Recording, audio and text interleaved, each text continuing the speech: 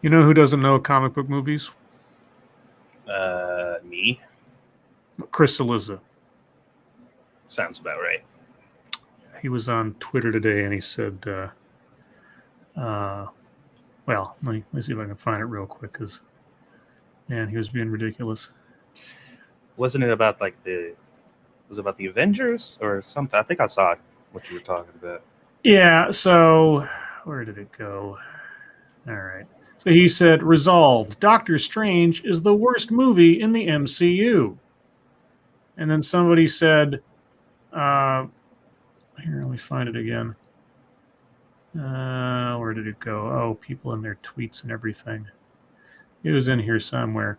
Anyway, somebody asked him, I take it you haven't seen Thor 2 yet.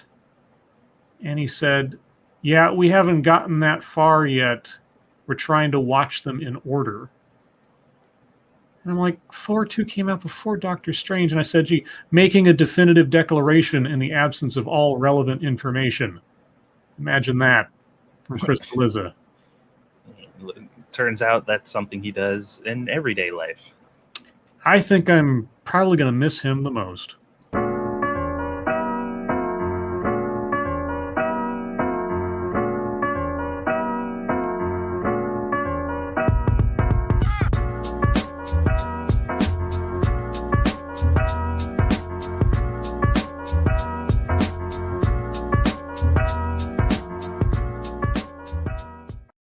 Hello, everyone, and welcome to the Lords of the Night. With me, as always, is the Lord of Pennies, Satsu 2 cents. What up, Dope? And I'm your host, Scribe, the Lord of Punishment. Hello, everyone. Hope you're all having a good Thursday. Trying Thursday. Thank you, tall person. Happy World Elephant Day. Happy All hail the world elephant. Yeah, I was about to say, is there a world elephant? Sort of like the world tree? Does the world tree reside on the back of the world elephant? I would imagine so.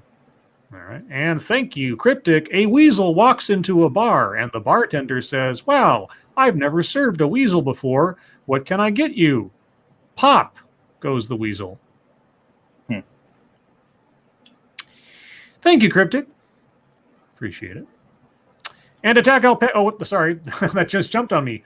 This is Kyle's little chat came up right underneath Attack Alpaca, but this is Kyle says, damn it, Cryptic. But Attack Alpaca, thank you so much. Super sticker, which is a, how's it going, Dogcat Fox? I don't know. How's it going, Dogcat Fox? Wowie, wow. Always sounds slightly creepy. I can't help it. P-Dog's rendition just sounds a little... You asked for it. I love it anyway. Yes, again, hello, everyone. Hope you're all doing well on this wonderful Thursday. Satsu, how are you doing? Pretty good. Can't complain. Not a lot really happened today, so just kind of hanging out. All right. As for myself, it was a actually kind of a relaxing-ish day. All my work stuff. Thursday is usually like the... how can I put this so that people who are old enough to understand will know? Thursday is the dark territory of my Under Siege series if my week is the Under Siege series, which means it's very low, quiet, and uneventful. And consequently, I was able to, quote-unquote, use some paid time off to log out early, which just means I'm not in one window while still being at home. But that allowed me to take a breather before my TEDx experience today, which I will talk about later. So everyone, here's the plan for tonight as I have it in my head. We're going to do some news, and then we'll do a truncated version of MSS News, and then we'll do our usual YouTube/fucketry stuff. So the second half hour will be split up between MSS News and then YouTube and fucketry for the last 15 minutes. And then the second hour, for as long as it makes sense to do so, I'll be posting the link to the live stream as a pinned comment in the chat. And if you have headphones, and if you have a microphone, or even if you're on your phone, because we're going to sort of cycle through people, give you about, maybe 5 minutes, something like that. 3 to 5 minutes. Sorry, I don't want to say 35. Depending on how many people are in the queue, and we'll just have people on, say hi for a minute, talk about whatever you want to talk about, and then move on and see if we can say some thank yous to all of you that have stuck with us all this time. And we'll be doing this probably again next Thursday, I figure. And because we have a bunch of guests lined up for tomorrow and Tuesday and maybe Monday. Anyway, that's the plan for this evening. So just wait on that. I will post the link to the live stream a few minutes before the top of the second hour, or the beginning of the second hour, however you want to put it. Anything else to talk about before we get into the schnuzz, Satsu? Nope. All right. So, Monkey Dick, Jim Jones, movies, video games. Hit that like button if you have not already. And I can see many of you haven't, so maybe you're just waiting for your turn. And please share our stuff. Share it far, wide, sideways, and otherwise. And, when I said we're going to start out with the news, remember that part a second ago where I said we start out with the news? Yeah. I kind of lied. Oh, geez. Hold on. My mom's calling me. Perfect timing. While we wait for Satsu, thank you, Cryptic. I recently bought my pet duck a mask to protect it from coronavirus. It's nothing flashy, but it fits the bill. Thank you, Cryptic. Thank you, Cryptic. Yes, I have found the latest posted today clip of anti-racist hoodie lady. And I have conveniently jumped over the repetitive intro so we can get right to the meat of it. And it was supposed to be more fluid than that. But of course, Satsu's mother, Mama Satsu, we love you, Mama Satsu, but timing is everything. And so we'll wait for Satsu. What shall I do in the meantime? I don't know. So how about I just start with a story until Satsu gets back, because I don't know how long that's going to take. Hopefully the call isn't about anything serious. So let's start off with something, I don't know. Politics, something New York that isn't the governor. Let's see. Supreme Court blocks part of New York eviction moratorium. Okay. A divided Supreme Court granted a request from a group of New York landlords to block a part of the state's eviction moratorium that bars landlords from evicting certain tenants in the midst of the pandemic. The court's 3 liberal justices dissented from the court's order and would have left the moratorium in place. The moratorium was set to expire on August 31st. In an unsigned order, the court said it had blocked a part of the state moratorium that allowed a tenant to, quote, self-certify financial hardship, unquote. The provision precludes a landlord from contesting that certification and denies the landlord a hearing. The court said the scheme, quote, violates the court's longstanding teaching that ordinarily, quote, no man can be a judge in his own case, unquote, consistent with the Due Process Clause, unquote. The court noted that another provision of the moratorium was not a part of the challenge at hand and would remain in place. That provision allows courts to consider a COVID-related hardship defense in part by assessing a tenant's income prior to COVID. Matt Christensen did a really great video a couple of days back regarding the whole moratorium thing.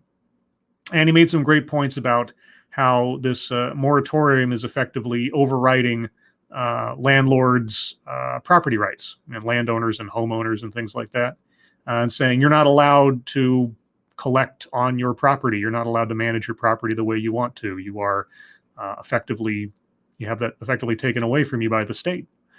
Good point.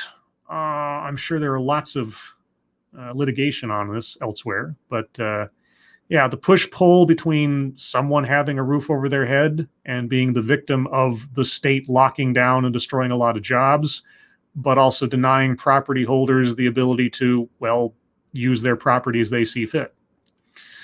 Quite the conundrum, I'd say. Thank you, Cryptic, again. I farted in front of my Jewish friend. He glared at me. I said, what? A little gas never killed anyone.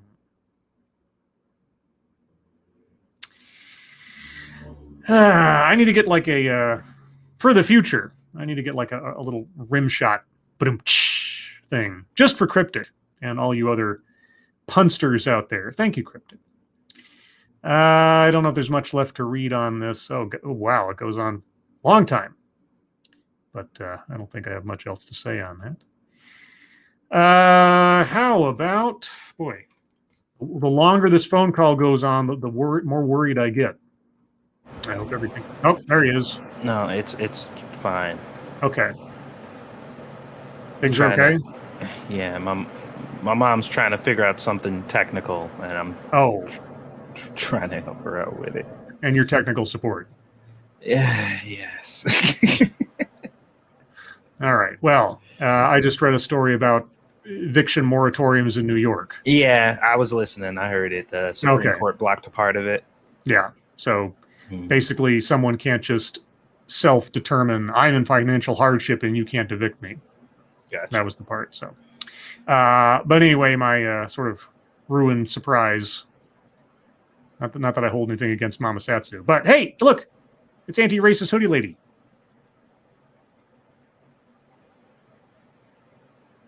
Hello? I'm sorry. What was you saying? Look, it's anti-racist hoodie lady, your favorite. I love her. Yeah, she's great. It's sour cream lady with the glare on the glasses that never goes away for some reason. Yeah, she posted a new video today, and I thought it was only right that I show it to the world. So I have skipped over the constant opening that never changes to get right into the meat of it. Are you ready, Satsu, for some edumacation? I'm never ready for this lady, but here we go. All right. The ghostest with the mostest anti-racism hoodie lady. Each video in this series focuses on one aspect from the list. And today's aspect is paternalism. Paternalism. You know something about that, don't you, Satsu? Being a father and everything. Hello? My mom's still messaging me. I'm sorry. Maybe I should come back to this later. No, I'm listening. I'm just trying to fucking respond. I can't text and like respond at the same time. I'm sorry. Paternalism. Should we get Mama Satsu on the show so you guys can talk this out? No, you do not want to be a part of this. Yeah, all right. So paternalism, the hallmark of paternalism, is making decisions for other people without consulting them. No, that's more like authoritarianism. Paternalism, at least by definition, kind of involves a male. I see what you're doing. Okay. Or tyranny, I suppose. Maybe not. Maybe tyranny is the most extreme of authoritarianism. I thought paternalism was more like a parent-child thing, maybe. Well, I think of like the paternal side of your family or your maternal side of the family. Like this maternal and paternal. Right. At least that's my understanding. But okay, look at that bitter beer face on her right there. That's something else. Okay, so you're aligning at least the implication of masculinity with tyranny. All right. And we see this happening a lot, actually. It hooks into that sense of urgency that we often have, that we need to make a decision really quickly. And so we don't have time to consult everyone who's going to be affected by it.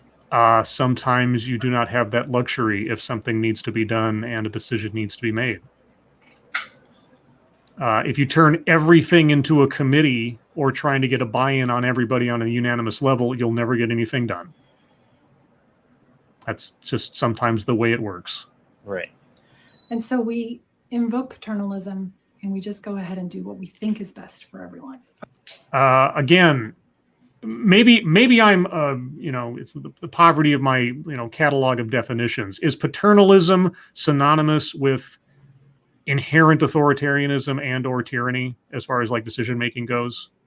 Because like I say, when I think of paternal and maternal, I'm just thinking of like the male quotient of your family versus the female quotient of your family, that kind of thing, or a male perspective versus a female perspective.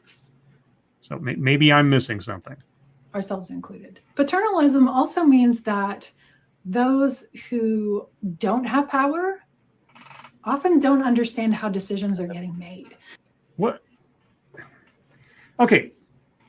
You're okay. Setting aside a little paternalism thing for a second. You're talking about just leadership. A decision needs to be made, and someone needs to make that decision.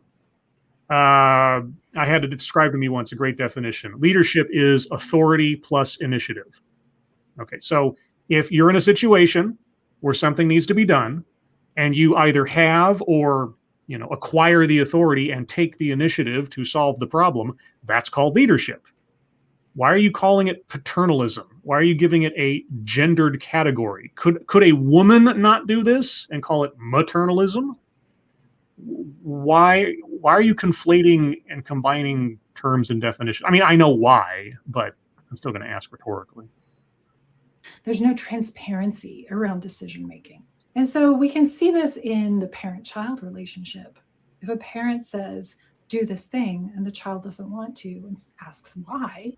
Yeah, it's because the parent knows more than a kid because the kid is stupid.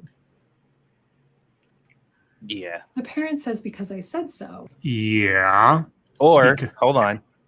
A bad parent says, because I said so. A good parent actually explains it. That's also true. It also depends on the circumstances. If you don't have time to give a lengthy description of something to a kid, you just do it. I'll tell you later. Just do it. Again, it all depends on the context, but sure. That's opaque. There's no transparency there. If the parent instead explains why they want the child to do the thing that they've asked the child to do, the child can then weigh whether they want to do it or not. No. If my dad told me to do something, even if he explained it, I wouldn't be like, am I on a committee? No, I'm going to do it. The child can weigh whether they're going to do it or not. Lady, when someone has the authority, whether it's in business or otherwise, parent or otherwise, unless they're asking you to do something that's inherently illegal or self-harmful or something, generally, kids can't quit. Well, I guess they can quit being your child legally somehow, but okay. So what is this lesson supposed to be telling us about white supremacy? That white supremacy is inherently leadership material? I'm confused. Based on their own self-interest. Paternalism also means that people in power making those decisions without input from the people being affected by the results of those decisions either don't think that the effects on those people are important, or they think they know better. Or they can't possibly know all the ramifications of a decision they make, or there's absolutely no use or productivity in stopping, pausing, and trying to get input from every possible person that the decision might affect, because that is about as efficient as a lead balloon. You cannot know the consequences of every decision you make or who it, quote unquote, may affect. And when something needs to get done, if you have the time for people to give their opinions on it, great. Ultimately, though, you're going to make a decision. And more often than not, you're not going to please all of the people all of the time. You're going to have to ignore one person's concern versus another person's assent. That's just life. So if we all have to stop and wonder and think and ask for opinions and worry about what somebody else is going to think about something, nothing will ever get done.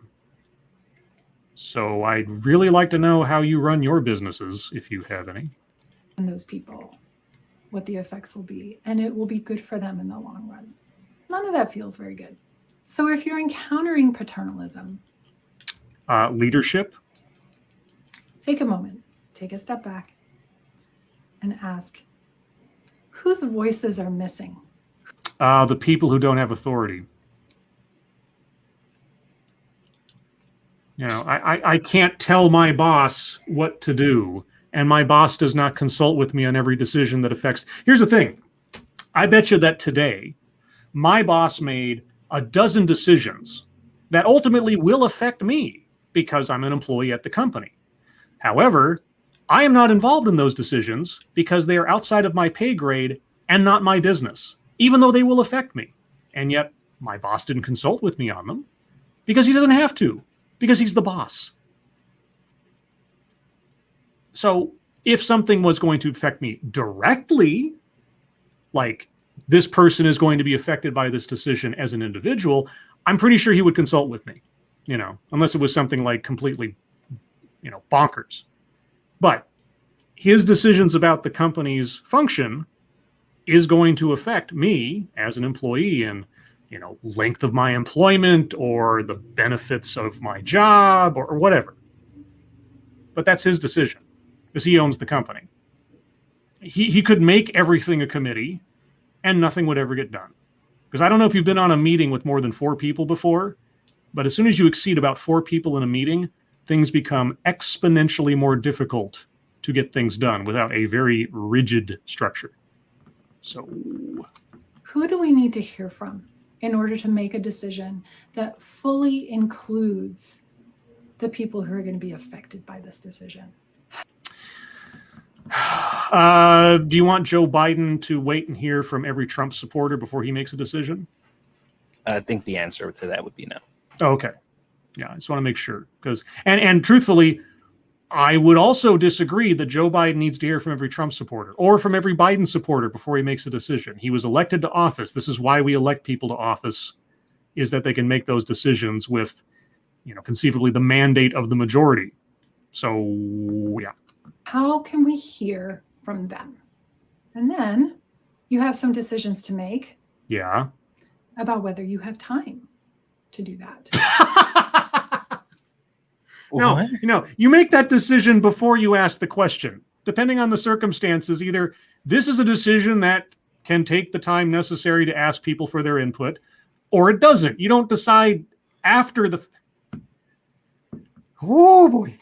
Where we start invoking our sense of urgency, or whether you're afraid that they're going to tell you something you don't want to hear, which can invoke our perfectionism and our defensiveness.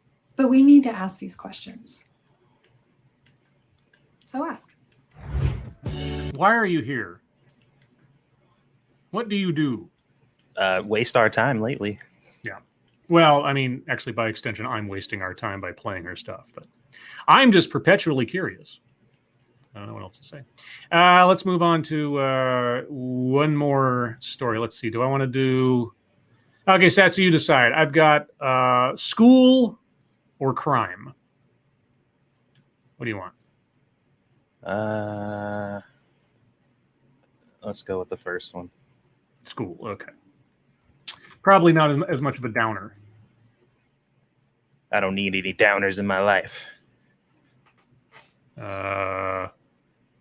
Okay. A parent sent their child to school after a positive COVID-19 test. More than 80 students may have been exposed, officials say. I've said it before, I'll say it again. There is no hiding from this. At some point or another, everyone is going to be exposed to it, and the vast majority will have mild to no symptoms. At some point, kids are going to have to go back to school. You cannot perpetually have them remote in. And kids are just petri dishes as a matter of course in their everyday. I don't know what you expect to have happen. Unless you're just trying to come up with more arguments to try to keep kids out of school.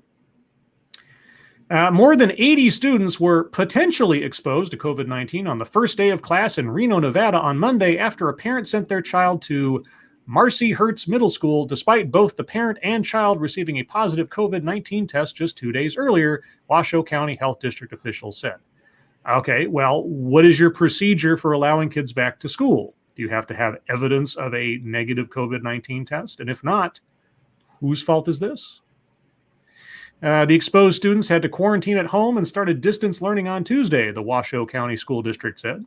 In a Tuesday letter sent to the parents of impacted students, Principal Brandon Bringhurst said that if their child is fully vaccinated, parents can bring the vaccination card to school and the student can resume in-person classes immediately, even though we know the vaccination does not prevent anyone from then passing on the virus if they happen to have it. Because vaccines do not prevent you from catching and spreading the virus. They just mitigate the effects of the virus in your system if you get it and or keep you from getting sick from it. But, vaccines are not some magic bullet. They're not. They never have been. Not just these, but any. Well, normal, actual, designed to stop vaccines are not that. So this definitely ain't. Yeah. I know this is a whole different situation, but I keep thinking back, can I remember a time where I had to show proof of flu vaccine before I could go to school? No, never. So. And if they test negative and don't have symptoms, they can return to school on August 17th. The school district did not share information about the student who came to school after a positive test or their parent. The parent refused to communicate with the Washoe County Health District staff or school officials, the health district said. Quote, "We are not seeking to invest our limited resources in bringing charges against the parent." Well, I'm glad for that. You're going to criminally charge the parent? We are seeking cooperation from our community members. The announcement comes as schools across the country are beginning to kick off the new academic year and navigating the safest way forward during a time when COVID-19 cases are surging, hospitalizations, including among younger Americans, are climbing, and students younger than 12 are still ineligible for a vaccine. In some states, including in Texas and Florida, local leaders have found themselves at odds with their governors over school mask mandates. Kindergarten through 12th grade students, staff, parents, and visitors in Washoe County are required to wear face coverings inside school buildings, regardless of vaccination status. The current COVID-19 positivity rate in Washoe County is 17%, and the number of cases for children up to 17 years old jumped by roughly 2.6 times between June and July, according to the health district. More than 58% of residents 12 and older have been fully vaccinated, according to county data. Oh, boy. I wonder what things are going to be. Now, I know it's at least a year or two off, or three. When does the Squeedus going to start, preschool? We're not sure yet. I don't know. I'm cautious about it. Sure. Yeah, so we'll try to work that out, but I'm not sure yet. I want to do one more before we move on to MSS News. This is one that was brought to my attention today by Ranting Monkey, good old friend Ranting Monkey. Texas children and children's hospitals are under siege from two viruses, RSV and COVID-19. More children are being treated in Texas hospitals for COVID-19 than ever before, and an unseasonable outbreak of respiratory syncytial virus is adding to the stress on children's hospitals. There's more COVID cases in children than ever before, Satsu. At least until you get to the correction at the top of the story. An earlier version of this story overstated the number of children who have been hospitalized in Texas recently with COVID-19. The story said over 5,800 children had been hospitalized during a 7-day period in August, according to the Centers for Disease Control and Prevention. That number correctly referred to children hospitalized with COVID-19 since the pandemic began. In actuality, 783 children were admitted to Texas hospitals with COVID-19 between July 1st and August 9th of this year. 5,800 since last March versus what actually happened in the last month. Yeah, which was a huge fucking gap. I'm like, wow, that was quite the error. Mm-hmm. Sign up for The Brief, our daily newsletter that keeps readers up to speed on the most essential Texas news when we actually fact-check our facts. I didn't want to read any else of the story. Not that 783 kids is good or something, but in the world of scaring the hell out of people and saying that nearly 6,000 children had been hospitalized in a week's time. You'd think somebody writing that story would stop for a second and say, That is a lot of kids. That's a whole lot of kids to be going into the hospital within a 7-day period.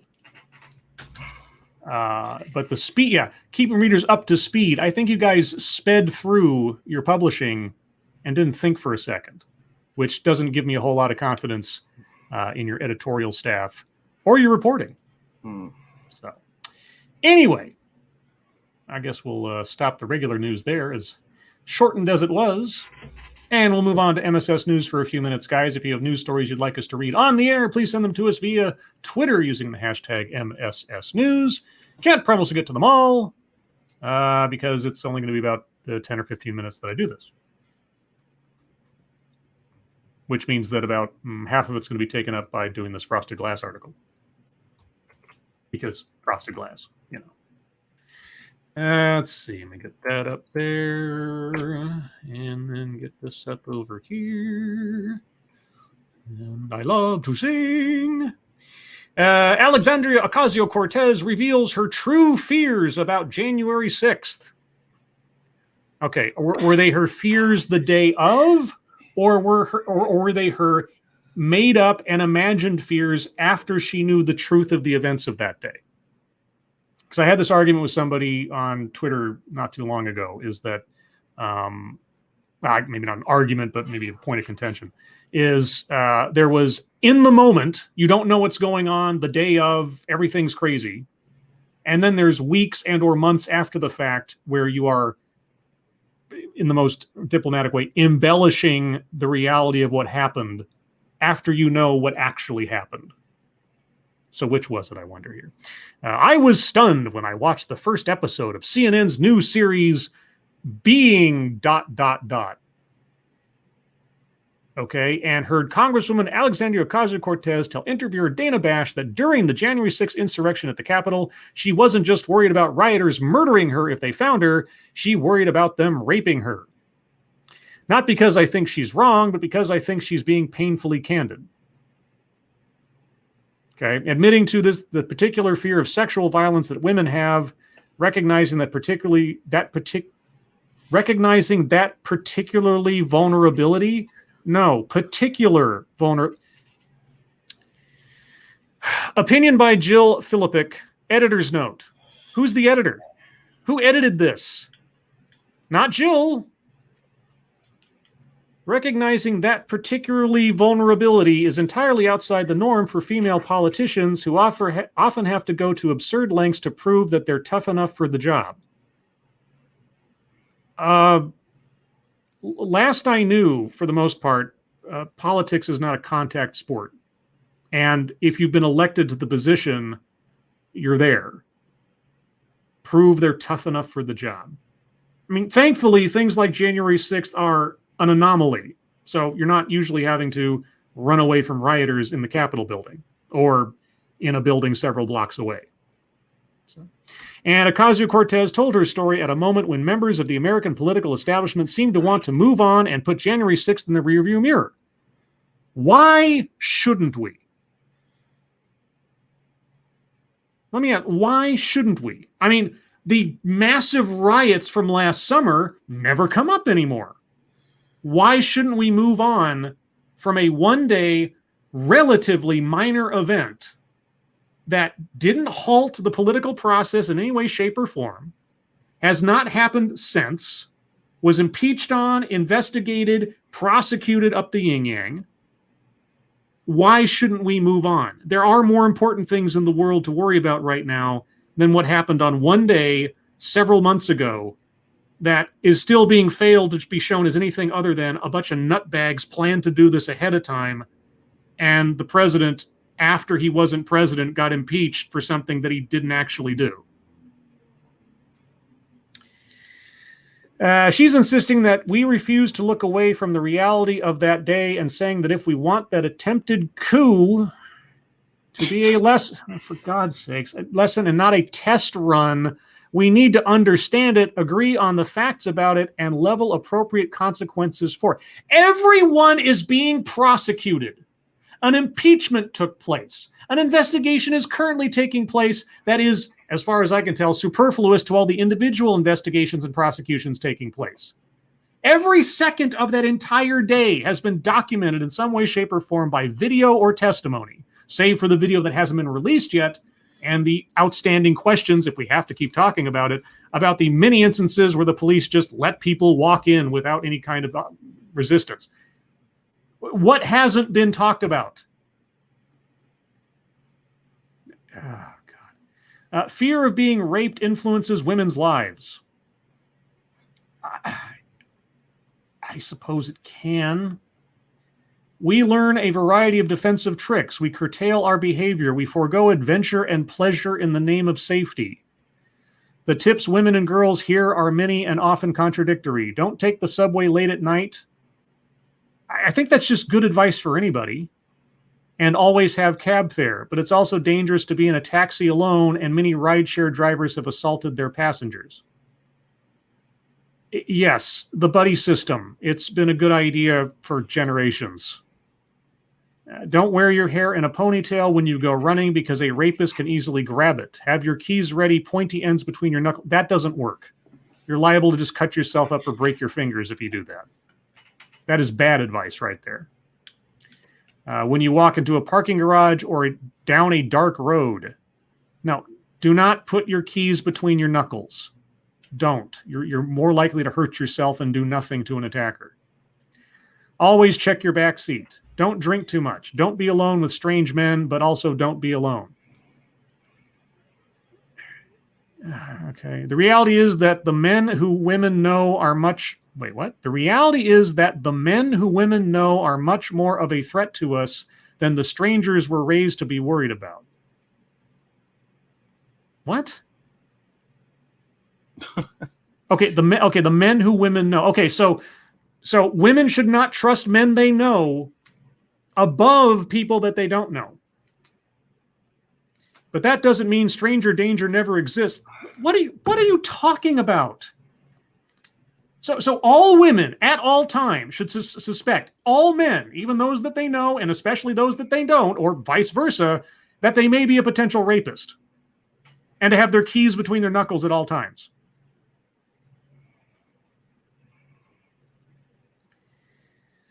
I know that somebody's going to say, "Oh, you're Scribe, you're downplaying her trauma from her sexual assault in the past, and you're downplaying the serious concern women have over sexual assaults." I'm not, but here's the thing. I don't know how you could exist in this mindset being described here without effectively becoming an agoraphobic and never leaving the house and fearing everybody just because they happen to be a man. I mean, I suppose you can exist that way if you like, but it's going to be a very, very difficult existence and not a very happy one. And Alexandria Ocasio-Cortez, as far as I'm concerned, is not exactly a role model of level-headed thinking. So, I don't know. I don't want to stick on this too long because we have a short amount of time. Satsu, do you have anything to weigh in with? Man, this fucking... this shit needs to stop being talked about. I mean, I get it. There's still investigations and stuff going on. I understand that it wasn't no really small thing, like it wasn't no small thing. It was something relevant, but it's really getting blown out of proportion. Like, I don't really understand what else people want to get out of this. Mm-hmm. Like, I'm really confused. Like, I've been thinking about this, and I'm like, what is it that these people want from this outside of just continuing to be able to talk about it? Like, what's the end game? Because I can't figure it out at all. Yeah, besides prosecuting the people who actually did the damage and caused the assaults and trespassed and all that stuff, what more is there to be done? Right? Because after you've gotten everybody who was involved in the thing, investigated, prosecuted, jailed, otherwise, what then? I mean, the people that were at that riot, as much as it seems like the politicians want them to be, do not actually represent the majority of people in this country. But that's the only thing I can think of, is they want to continue to say that this is somehow representative of an entire political aspect of our country's thinking and electorate. And that they're just waiting with bated breath to just overtake the country and destroy everybody and kill everything. I mean, maintaining this fear of imminent attack seems to be the goal in my mind. And I've seen this before. You know when I saw this before? I saw this before in the Bush administration, when they kept justifying everything that they did by, we have to fight the terrorists. Everything was to prevent the terrorists, the color-coded stuff, the TSA, the Patriot Act, spying on Americans, on and on and on. We're doing this to prevent the next thing from happening. And in the absence of a 9/11-esque event, for which they keep equating it to, by the way, you notice they keep equating it to it, a 9/11-esque event that the Democrats keep trying to want in order to justify their next actions. In the absence of that, they will use this and are constantly using this, seemingly to try to push ideas and initiatives and things. And that's why they keep having to dwell. They got nothing else. They got nothing else. And it's kind of sad that they're going to use this or attempt to use this to keep leveraging stuff when you've got a pandemic going on, you've got an economy that's in the trash can, you got other things to worry about than this political event when you have actually stuff that affects everybody in the country.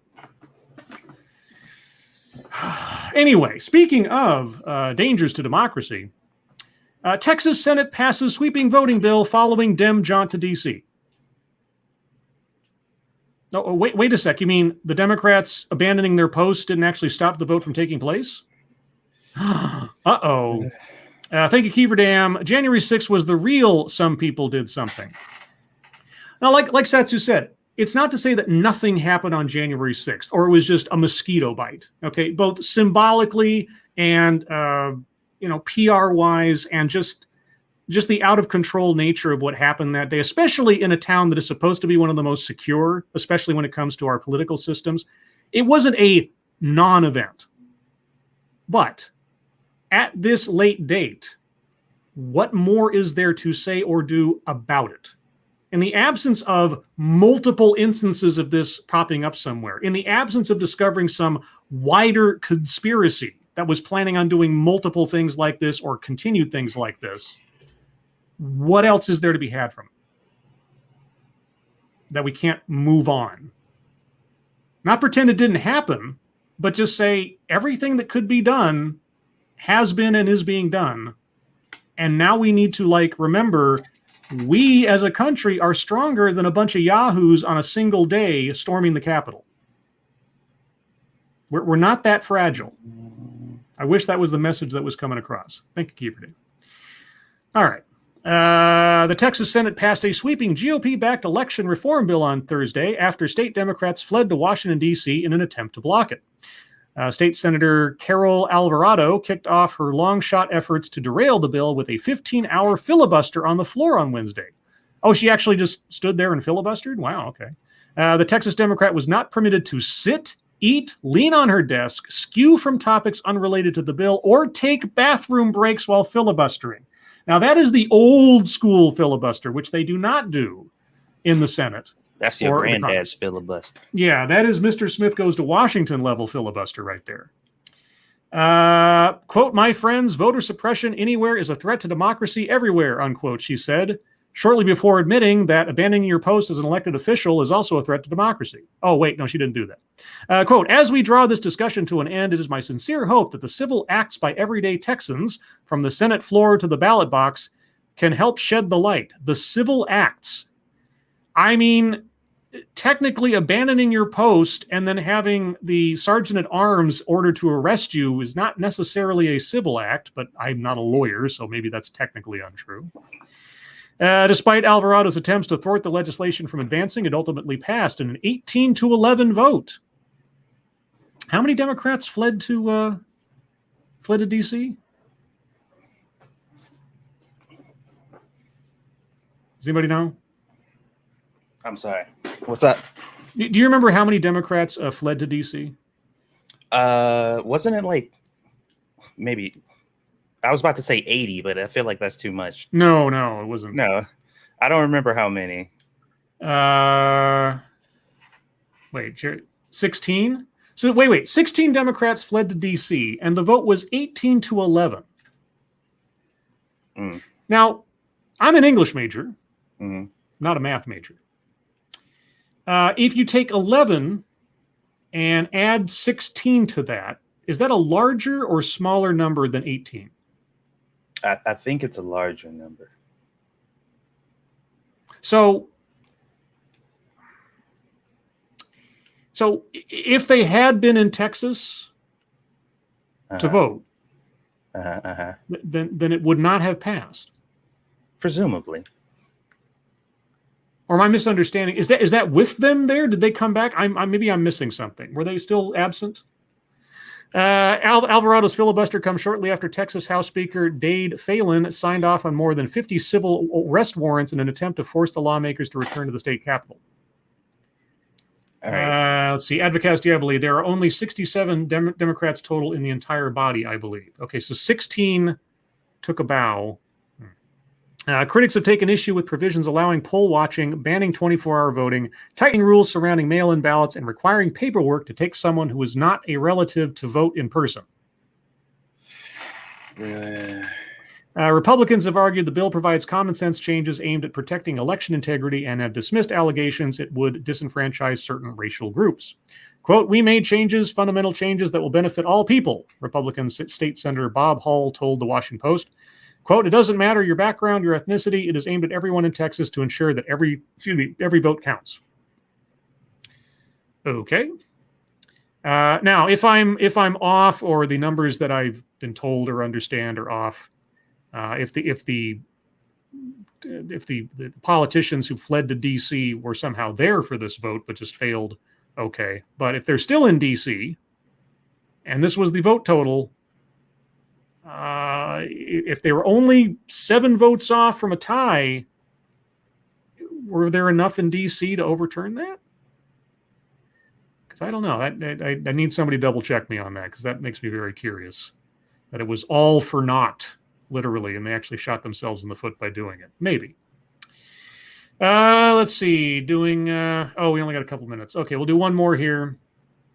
And let's see. This one comes from Engulfing Flame, a.k.a. Jamie Milquist. Illinois man sent to prison for arson during unrest that followed. Apparently, I can't read that story because the St. Paul Twin Cities Pioneer Press doesn't want me to read it. You got to give them your money. Yeah. Okay, well, I will read the caption then. An Illinois man who said he came to Minneapolis to riot, unquote, following the death of George Floyd last year was sentenced to nearly 9 years in prison for arson. So there you go, from the quote-unquote unrest. And only in the caption do they actually use the word riot, because it's a quote. That's good. Let's see. Old Guy Gamer says something here. More than 50 Texas House Democrats were reported to be in the nation's capital. Jaded Clay says at least 51 Democratic lawmakers boarded chartered planes in Washington, D.C. Okay, so how many of those were eligible to vote in today's vote? And if the answer is more than 7, then they could have defeated it. Scribe, real quick. My mom's calling me back again. Okay. Well then, tell you what, I'll just do this early, because not knowing what Satsu is going to be doing, I need somebody to talk to. So everyone, if you are in possession of a microphone and headphones or something similar, I'm about to post the StreamYard link. You do not need to have a StreamYard account in order to use this link. You can click on it. You can pick an avatar. You can pick your name. You can come on, and we'll give this a shot. Now, a couple of caveats. 1, 3 to 5 minutes max. I have a feeling I'm going to have a lot of people wanting to come on. So I don't want to be rude. But, if I give you a nudge, it's time to cycle out. 2, if I don't at least recognize the name of the person that's coming on, I may not let you on, because I'm wary of absolute strangers. Now, of course, there may be impersonators that show up, and I guess that's just the dice I'm going to have to roll. But otherwise, that's the only 2 caveats, is that 3 to 5 minutes, something you want to say, something, say hi, talk about something real quick. Cool. If nobody's in the waiting room, and you're the only one on, then we'll have you on longer. But it all depends on stuff. And so if it's somebody else's turn, I'll try to be as gracious as I can. And we'll see if this turns into an absolute catastrophe. But P-Dog's done it on several occasions, and I have confidence in his abilities. So wait and see. As of right now, there's nobody in the green room. So I am all by myself. Don't want to be all by myself. Sean Uli! Can you hear me? Hello, yes, I hear you. It is Sean Uli, recipient of the GoFundMe Successful Funding Campaign. Congratulations, sir. How are y'all doing? Doing pretty good. How about yourself, all things considered? Okay. So what's on your mind tonight, Sean? Nothing much. Just checking in. I'm sad you guys are leaving, but things have to go. Yep, just came like I said, came to that point. In a second, let me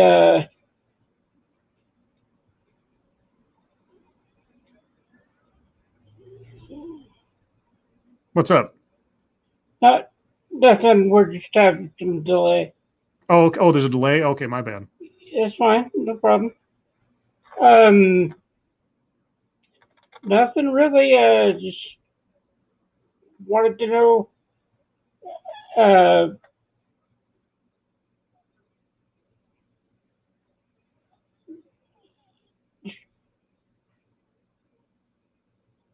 What you guys are going to do after this? Well, I can't speak for Satsu. My plans right now are pretty thin. I am going to move TED Excellence to this time slot with that first Thursday after we wrap up on that Tuesday. I'd like to start making Familiar with the Matter a more regular deal, like maybe once a month or something like that. And I have a couple of probably larger scripted projects I want to try to work on. I won't give away exact. I can do Familiar with the Matter with you. I'm an accountant. Oh, you want to give me some financial advice?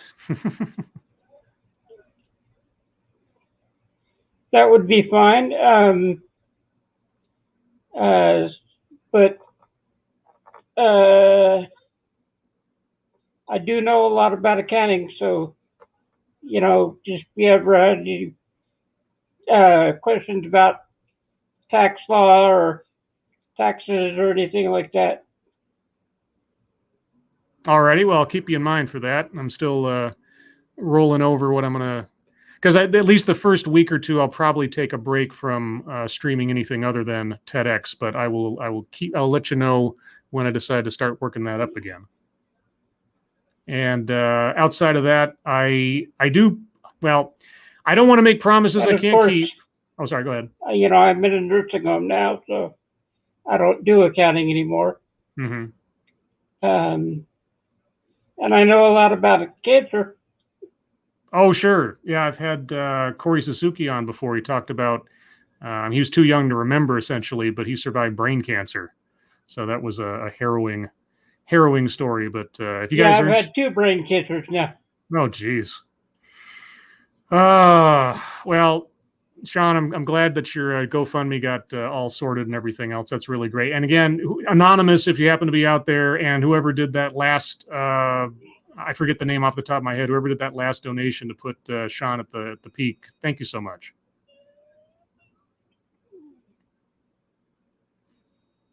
It was the same person. Oh, it was. And I'm really, really, thank you so much for that, whoever it was, because I don't know either. Okay. Yeah. We have sorry. So I'm going to let you guys go. Let someone else come on. Okay. Sean, thank you so much for being part of our audience. All the best to you, and I'll get in touch with you about Familiar with the Matter in the relatively near future. Okay, he signed out. All right. Let's see who's next on the list. Someone I don't recognize, so unfortunately, I'm going to pass over that. Again, if you're on here, please use the name that I would know you from on the chat. If I don't at least see that, I'm not quite sure who you are, and I'm just not comfortable rolling the dice. But next up, Jen T. Maxey. Okay. Hello. Hello. I was a little bit worried there. I was like, I know I added the roars to it as a joke for Satsu, and I thought about spontaneously roaring, but then I was like, wait, is that too different? Yeah. No.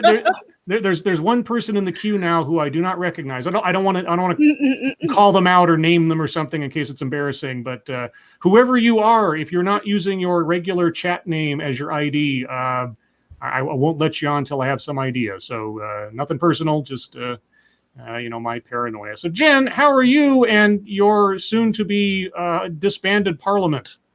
I honestly don't know what's going on up here. I think everyone's kind of in like a half daze because we're not an immediate threat. Like everyone's just kind of wandering around doing their own thing, and then at the same time, we're just like we really don't know what the government's doing, at least from my end. And to be honest, most of the people that are coming out to be voted for, in all honesty, unless they're an independence party, there's really no one who's like a reliable party. And everyone's like, go to the Conservative Party. I'm like, well, they're red Tories. The Reds. Yes. As in like, I'm going to be voting for the same guy, only he looks different. They're still widening the butthole for the Chinese. And yeah, I'm just kind of keeping my mouth shut outside of like internet opinions, because honestly, nobody should give a shit about internet opinions. So now, forgive me for not knowing. Have you kept up with your streaming on Canadian issues? You know what? I took a break from it. We kind of split off for the channel in general. But in all honesty, the politics up here just got so kooky. Yeah. It just got so kooky, and I feel like a lot of people feel like they're in a twilight zone, like this is a movie or a book, and we're just not sure how to process it yet. Did you ever? Again, I apologize. It's a lot of time has passed. Have you ever done some streams with Blind Press about such things? Not with Blind Press, no. She does a little bit different, different stuff on hers, but I also kind of miss her just because there's a little bit of a 2-hour difference. Oh, okay, gotcha. But I was hanging out with different people just because between Quebec and Ontario and the Maritimes, I would say that they've probably had it the worst out of all of us in terms of COOF laws. So out of like general curiosity, and like every once in a while, I'll be like, well, listen, if you guys need to escape, I mean, there are other provinces. We suck too, but at best we're just bullying our priests. So I mean, that's kind of embarrassing, but you can still go out after dark. Let's see. Okay, apparently someone is trying to enter the studio, but it is full. Okay, so we've reached max capacity. So if you're trying to get in right now, guys, just wait as I cycle through another person or two, and you can try again. You should, if you can, you should touch base with Tailed Feature. He does regional variations. Do you know his show? Oh, yeah. I watch him every once in a while. Yeah, you should touch base with him to see if he might have you on, because you guys are at least tangentially related in politics through the Crown. So there's oh, there's so much there. Sure there is. Well, Jen, thank you so much for coming on, and just like with Sean and everybody else, thank you so much for being part of our audience. Well, thank you so much for having me. I am going to be sad, but it's not like you don't do other stuff. I just hope that if nothing else, some of you guys decide to go off and make your own shows to take up the space we leave behind. Yeah, well, just to let everybody know, if you're ever wondering where people are, I tend to spam everybody, okay, including Scribe. So thank you, Jen. You're welcome. All righty, who's next on the chopping block? Let's see. That would be the original Shroom. Hey, how's it going? Goes all right. How about yourself, sir? I am doing great. Listen, I've been listening to you guys since actually before you got your name. When it was just you and Monkey. And I know you and I have had many, many, many disagreements over the years. It's true. All right. But that's one of the reasons why I logged on here, because I wanted to tell you I still respect all your opinions. I may disagree with them. I may think in some cases you're just wrong, but I still respect listening to your opinion because you make me think about mine even more.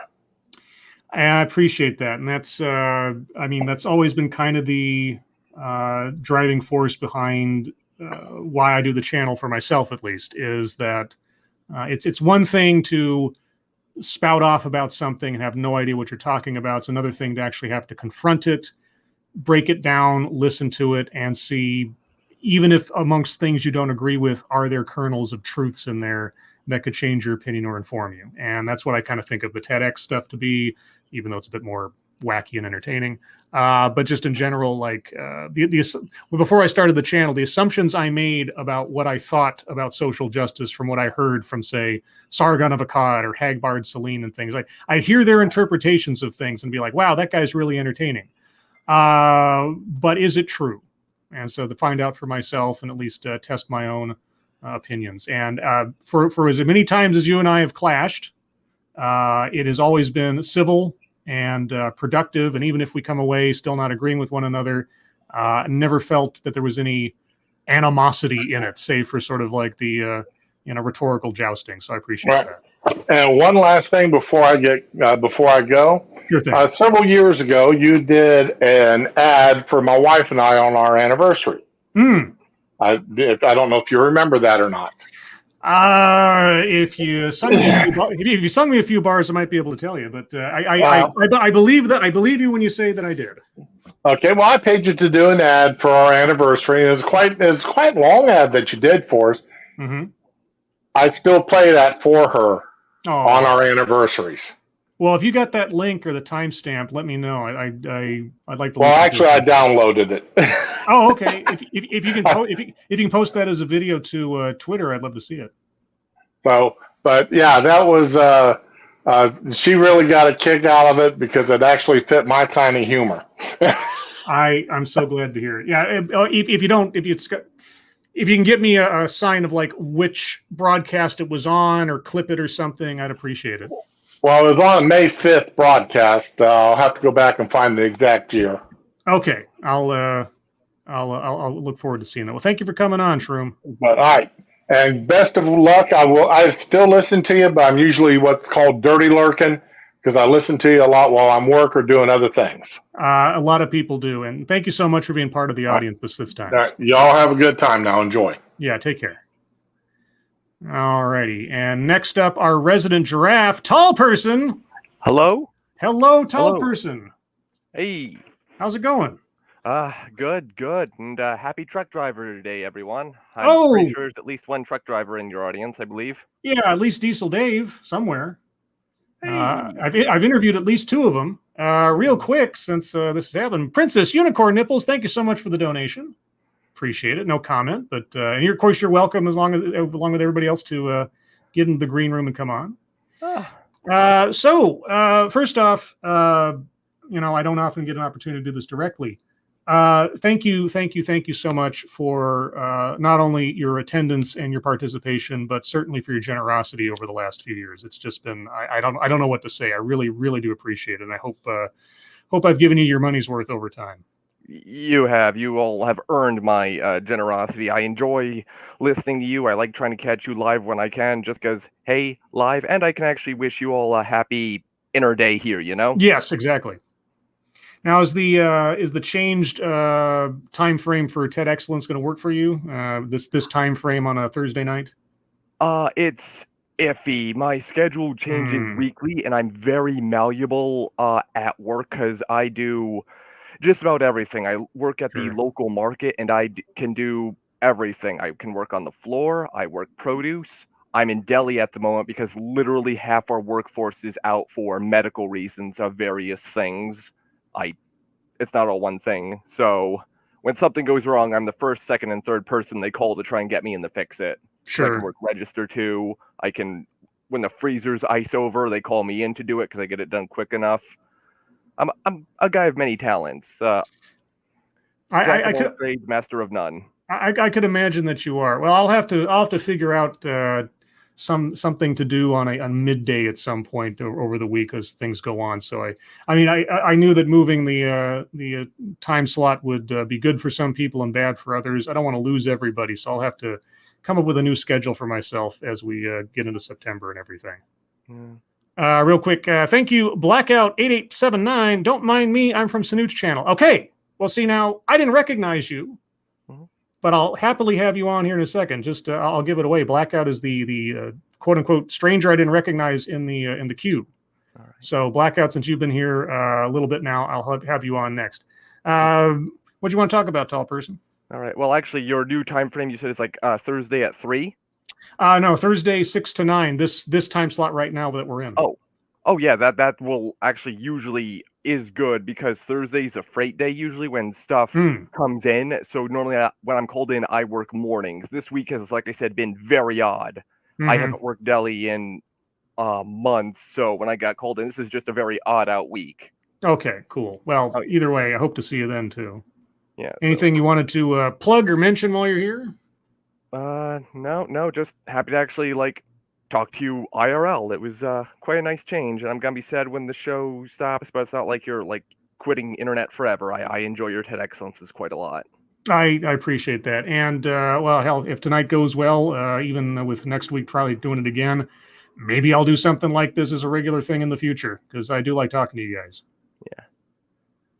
All right. Well, hey, thank you, tall person, for coming on. I look forward to seeing you again on the next stream or two. Yep. All right. Take care, dude. You too. All right. Blackout. What's up, guys? Is my mic too loud? No, you're fine. A refugee from Sanut. Yeah, it's the first actual time I've been able to make one of these live, and I'm actually really sad to see it go. But to greener pastures. Hopefully so. So you watch the recordings more than you do them live? Definitely at work. Sure. Yeah, I hear that from people that we end up either stuff that we do or some of my shows end up being people's background noise for long drives and things like that. Long drives, or in my instance, pushing carts. Oh, hey, whatever earns a buck, it's honest work. Honest dollar is hard to make nowadays, but you can't complain where you find it. 'Tis true, especially in the current climate of things. So what's going on in Blackout's world? How's Sanut doing? Does Sanut know you're here cheating on him? Probably not. Then again, he doesn't have a stream Thursday, so we're doing good. I do know that in the land of Florida, we have lots of news. I'm sure there's lots of Florida men around, I hear. Oh, yes. I have one news article pulled up. Florida man saves toddler, 3, odd name, from drowning in a fountain. I guess a fountain could be a hazard for a 3-year-old, sure. I mean, it's Florida. Anything's a hazard here. Yeah, it's kind of like our little version of Australia. Exactly. It's beautiful. Yeah, giant mosquitoes and alligators and crocodiles everywhere. Let's not forget the escaped lions every now and then. Did you? I don't know if you've been around long enough. Did you ever hear my pitch for the Netflix series Florida Man? I did not. Is that just a bunch of reading of Florida Man articles? No, it's an anthology series that it presumes that Florida Man is essentially some kind of evil spirit or trickster entity that possesses people for a period of time and makes them do crazy things, and each episode would be a new adventure in the pantheon of Florida Man lore. I could honestly see that, but I like the idea of it also being narrated by David Attenborough, like one of his nature documentaries. Yeah. Here we see Florida Man in his natural habitat. Drinking Natty Light. Yeah, drinking Natty Light and taking on some bath salts as he eats the face of an innocent pedestrian. Yes. Oh, God, I remember that news story. Oh, yeah. That was like peak Florida Man when I was listening to it. Oh my God, yeah. We have not topped that, but that is something we do not top. That can mean a lot of things in a lot of circles. Let's not top Florida Man if we can help it. Anything you'd like to plug or mention or say? I am not a financial advisor, but I take the Gasly and Sinatra approach by Stellar. Have a wonderful day, and this has been Today in Florida, man. Well, hey, thank you so much, Black. I appreciate you coming on. Not a problem, man. Not a problem. I'm happy to be here. Have a good one. You too. Take care. All right. And this is Kyle. Hey, how goes it? The man whose name is his own introduction. Yes. How goes it? Pretty good. Hey, Yeah. Satsu, did you ever kill Madeir? Satsu is currently dealing with mommy stuff, so yeah, he's we'll here. relay him that later. Yeah, he's only here in spirit, technically. Oh, God damn it! Well, I wanted to prod him about it. What's new and exciting in This Is Kyle world? Not much. Just chilling out, listening to you guys, waiting to do a stream after your guys' show. Ooh, and what are you going to be streaming over on your channel? The first Final Fantasy game. The very first one? Yeah, it got God damn it. It got released on Steam as a what is it, the Repixel edition or whatever? Really? I hadn't heard that the Nintendo was letting its original stuff go on Steam. Maybe I missed I know, it's a weird timeline. Dang. Now, the only Final Fantasy game I ever played was Final Fantasy II on Game Boy, and I found an exploit in that game that lets you level yourself up to 99 about a quarter of the way through the game. So that was always fun, yeah. And I don't think anybody... And that was before the internet, so I'm pretty sure I was one of the few people who found that. Ahead of your time. I guess so. Just lucky that way. So let's see. You should put your channel link into the chat so people can know where to find you after this. All right, give me a second. Sure thing. Are you going to go through the entire series one to the next? Yep, all the way up to I'm thinking 7. Mm-hmm. Because I can easily get access to all those games compared to the ones after 7, because they seem to be just on specific consoles, and I'm not shilling out all that money. Mm-hmm. That's good. Let's see. Well, as well with everybody else, and Tall Person, thank you so much for being part of the audience. Thank you so much for all your support over the years as well. No problem, man. Thank you for it. the show for all these years. I've been here since, I think, the beginning. It was under a different name, but yeah, it was all we just called it the Monkey Stream for the longest time because we didn't have any other idea for it. And it was still so amorphous back then too, but it's taken on its own kind of life and legend since then, which I'm still constantly just bewildered by, honestly. But people like you make it all the more entertaining and worthwhile. I'm glad to be along for the ride. Appreciate it. Anything else you'd like to plug or mention? Other than OBS just went off in my ear with a bunch of follows. No. Hey, there you go. Hey, go Thank check you, people following. Yeah, links are in the chat, guys, to go check out Kyle's Twitch stream, or Twitch channel, and his YouTube channel, and think about subscribing and or following. Heaven knows I got no new subscribers in July, apparently, according to YouTube. That was funny. Neither did Sinatra, apparently, as well. But yeah, if you like Final I lost Fantasy. one, so. Now, I don't know. Maybe somebody in the chat could answer this. Did anything from Final Fantasy 1 carry over or get Easter egged in this Final Fantasy 14 thing that everybody's all so crazy about? I wonder. Someone tell me too, because I don't know shit about Final Fantasy. All right. Other than the first game. You're going to learn pretty quick. Thank you, Kyle, for coming on. Yep, no problem. And then for anyone else that doesn't want to watch Final Fantasy, you can watch me get my ass kicked in Dark Souls tomorrow. There you go. That's probably going to be more entertaining. All right, thank you. All right, take care, Kyle. Peace. Mike R, having technical difficulties. Did you say you're doing this again next week? Yeah, as long as this doesn't somehow. So far, I don't have any reason to think so. Next Thursday, barring some major change, I will attempt to do this again.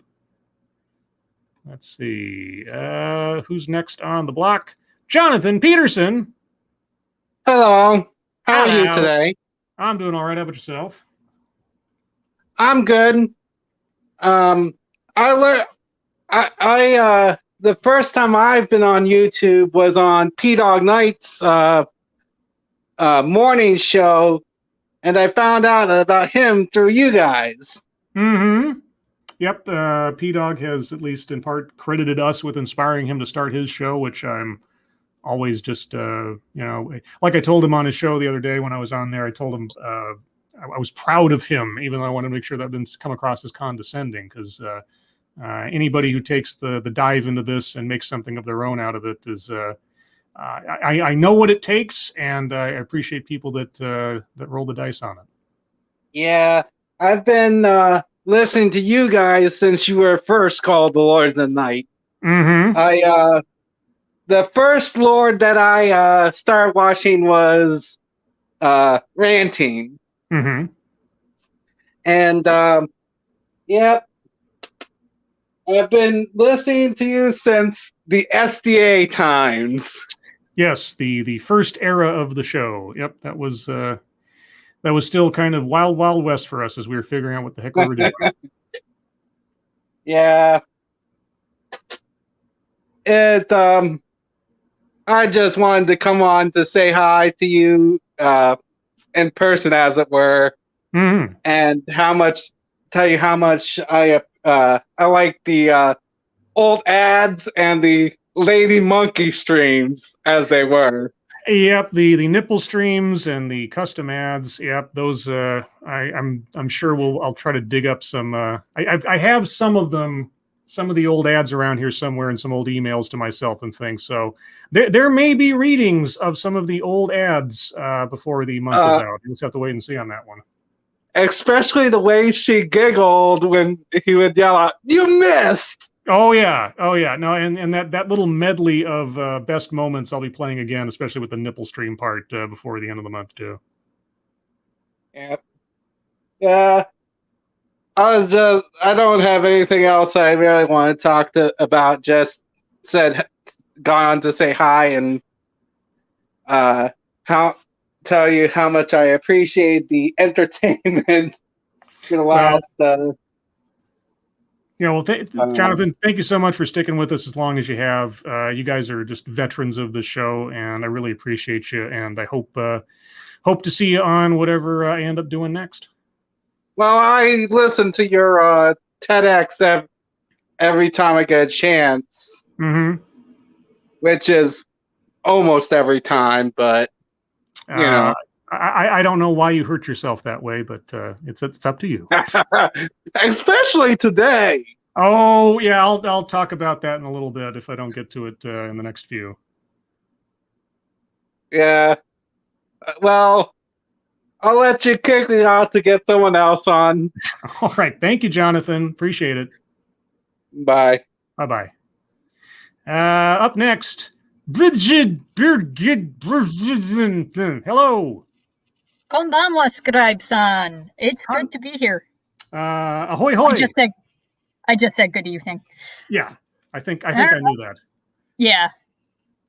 It's one of the... Yeah. Oh, no, we're talking over each other. Go ahead. I'll just stop for a second. Well, I am coming to you live from the basement because my AC is broken. Not my basement. No. Okay, good. Because I don't have a basement. That'd be great. The basement. Because there's only one, as we know. So now you have to correct me, because in my mind, you're a relatively recent arrival to the or at least to my streams, or have you been around before and just hadn't talked much? No, I am relatively recent. I got mostly into watching streams around February during online school mostly. I'd watch a lot of streams while I was doing my work. Because, when you're not in a classroom, then what else would you do? Yeah, and when since I'm working from home now, it's really just a matter of reflex to have something going on in my ears while I'm doing all my work now, yeah. Yeah. And with the work I do, it was a lot easier. Like on Sundays, I'd listen to Sinatra's stream while I did a lot of my work that was due. So it just made it easier. Gotcha. And so now I know I probably said this once or twice live and you responded in chat, but my butchering of your name, you don't get offended by that, right? Because it's kind of Oh, inside joke oh thing. no, I think Okay. it's hilarious. Okay, good. I appreciate that because it's one of those pet peeves of mine. If I see somebody's name, I want to make sure I pronounce it correctly, and at a certain point, I'm just kind of like, I give up, and this is just your thing now. So everybody gets their little eventually their little signature from me in one way, shape, or form. I just can't help myself. Indeed. So is there a particular TED excellence you like the best so far? Well, or loathe the worst, I suppose, might be the other one.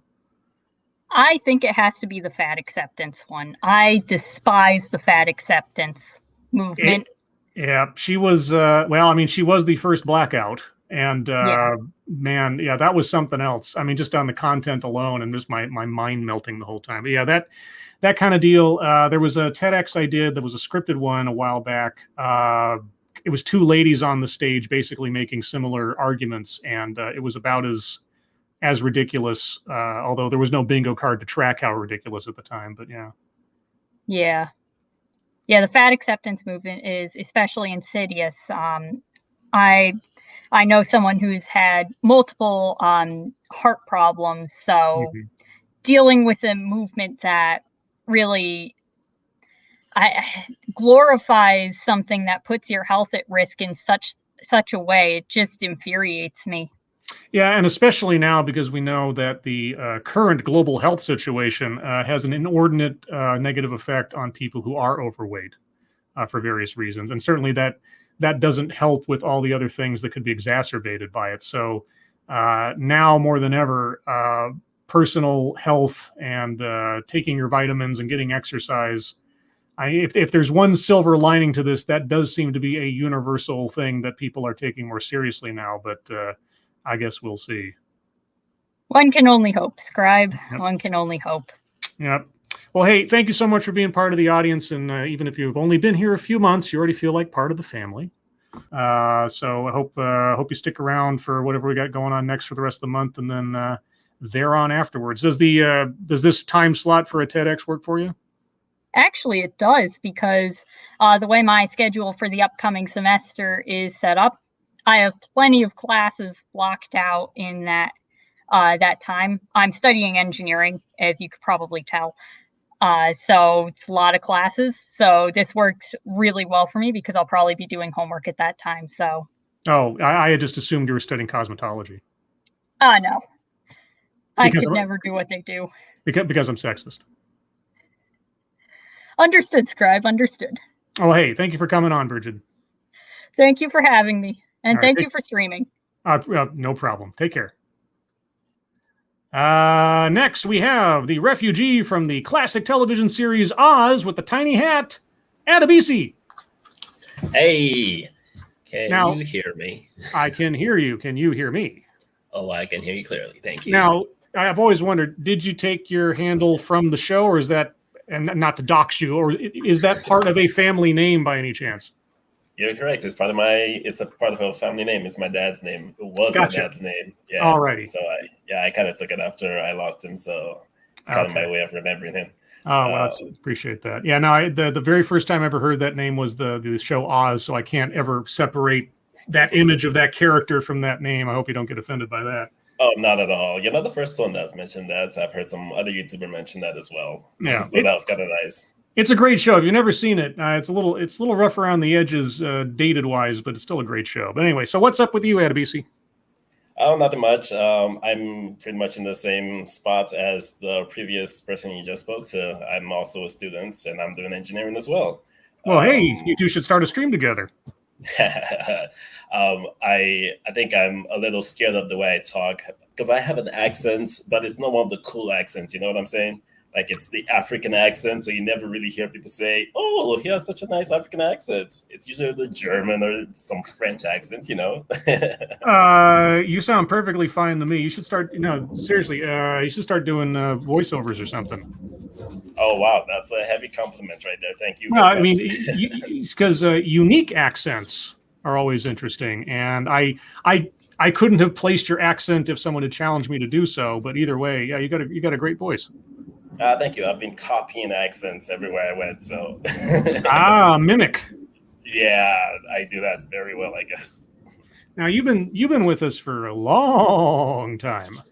Yeah, actually longer than you think, because I had a previous name I went by before I did this one, and I followed you guys with that name. Yeah, so yeah, I've been with you guys for a very long time. Are you willing to share that name publicly on the off chance I remember it? Oh, absolutely. It was a binary number, like 1011101, and then it ended with an A. I want to say I vaguely remember that, but I may be lying. But either way, appreciate that. So that's got to be SDA era. Yeah. Okay. During that time. Cool.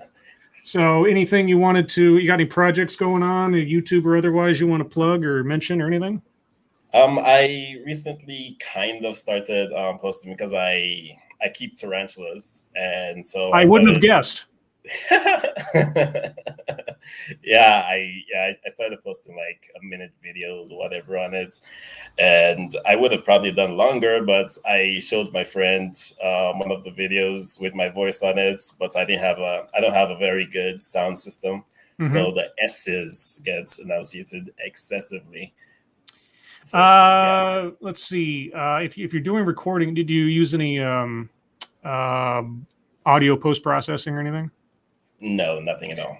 So if you're going to do videos, what I recommend is shoot the footage by itself and then record it. There's a free program online called Audacity, and there's tutorials for it all over the place. And you just download it, use your microphone, record the audio, and then you can take the audio track and you can usually like tone down the hisses and the background noise and clean it up. There's a whole, like I said, a whole bunch of tutorials on YouTube and otherwise to learn how to do that, and you could clean up that whole thing real quick. Got you. I will try that out. Yeah, cool. And yeah, you and Bridget should get in touch and do an engineering student show together. One thing I wanted to mention was I really appreciate hearing you guys talk about politics, because I've never been into politics. I grew up in Nigeria and I came over here, and neither of the places made me want to get into politics until I started listening to you guys. And so I find myself talking to friends every once in a while, and I seem to be hearing your voices at the back of my head. So I'm using your arguments in a very weird way. So you guys are having arguments with other people you do not know you're having arguments with, just so you know. oh no, I mean, I know that existentially we're having arguments with people we don't know, and then those that we do know who let us know on Twitter and otherwise. Hi, Original Shroom, how you doing? I'm back, by the way. Hi, Satsu. Sweet Jesus. Yeah, so here's Adabisi, Satsu. Hey, Satsu. What up, though? I am so sorry about that, guys. Oh, no, it's fine. It's fine. Is Mama Satsu okay? She's fine. It's a long story.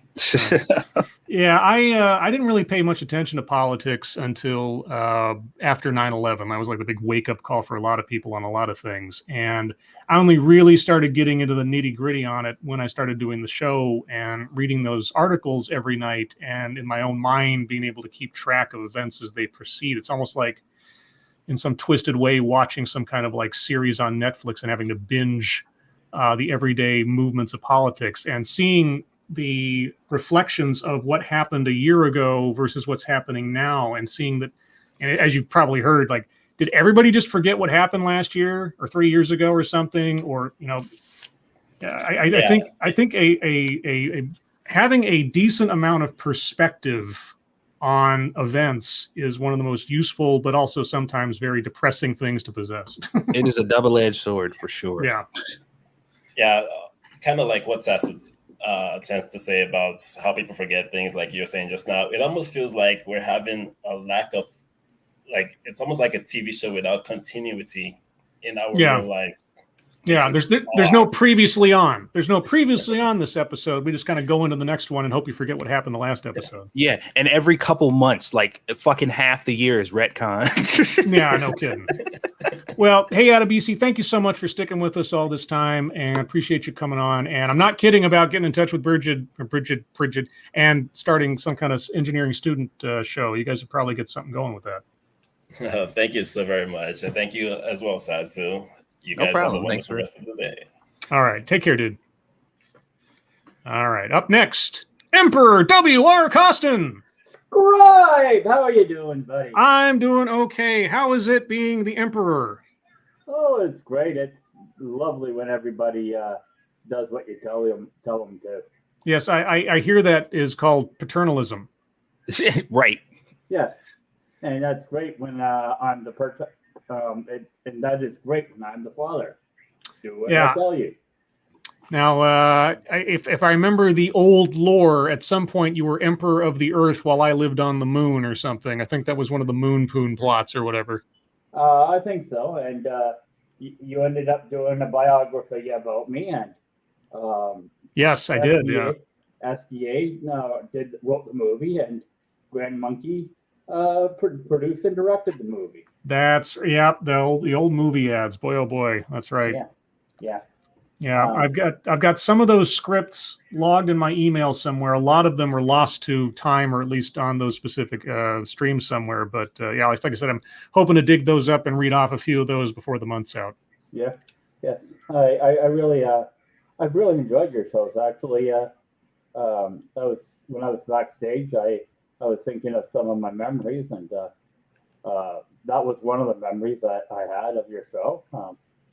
Another memory was the whole meatloaf debacle. Oh yeah.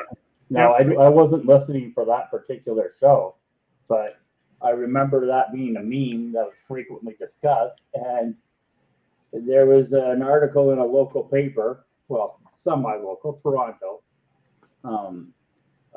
talking about meatloaf musical going on in that city. So I put it on MSS News, and of course you and Monkey were a bit more excited about that than SDA, but that was a memory that I had. I remember that meatloaf thing being a debacle. So yep, I've got that saved for posterity on that little medley of greatest moments video, and I'll probably play that again before the show's out. I look forward to it, because I don't think I actually caught that particular show, or if I caught the show, I didn't catch that particular part of it. But I remember that being a meme for a while. Yeah, there's a playlist on my channel. I think it's called like promos and ads or something. And I made a video for both Cereal is Soup, Meatloaf, and the Monkey Nipple Twist stream. So if you want to hear the Meatloaf one, you can find it on my channel anytime you want to. Yeah. So yeah. Anyway, I was a big fan of your show for like a long time. Yeah, no, you've been with us since practically the beginning, and I can't tell you how much we appreciate that. Yeah, like well before the super chat era. Oh yeah. Actually, I got into this whole genre in part because of you guys, and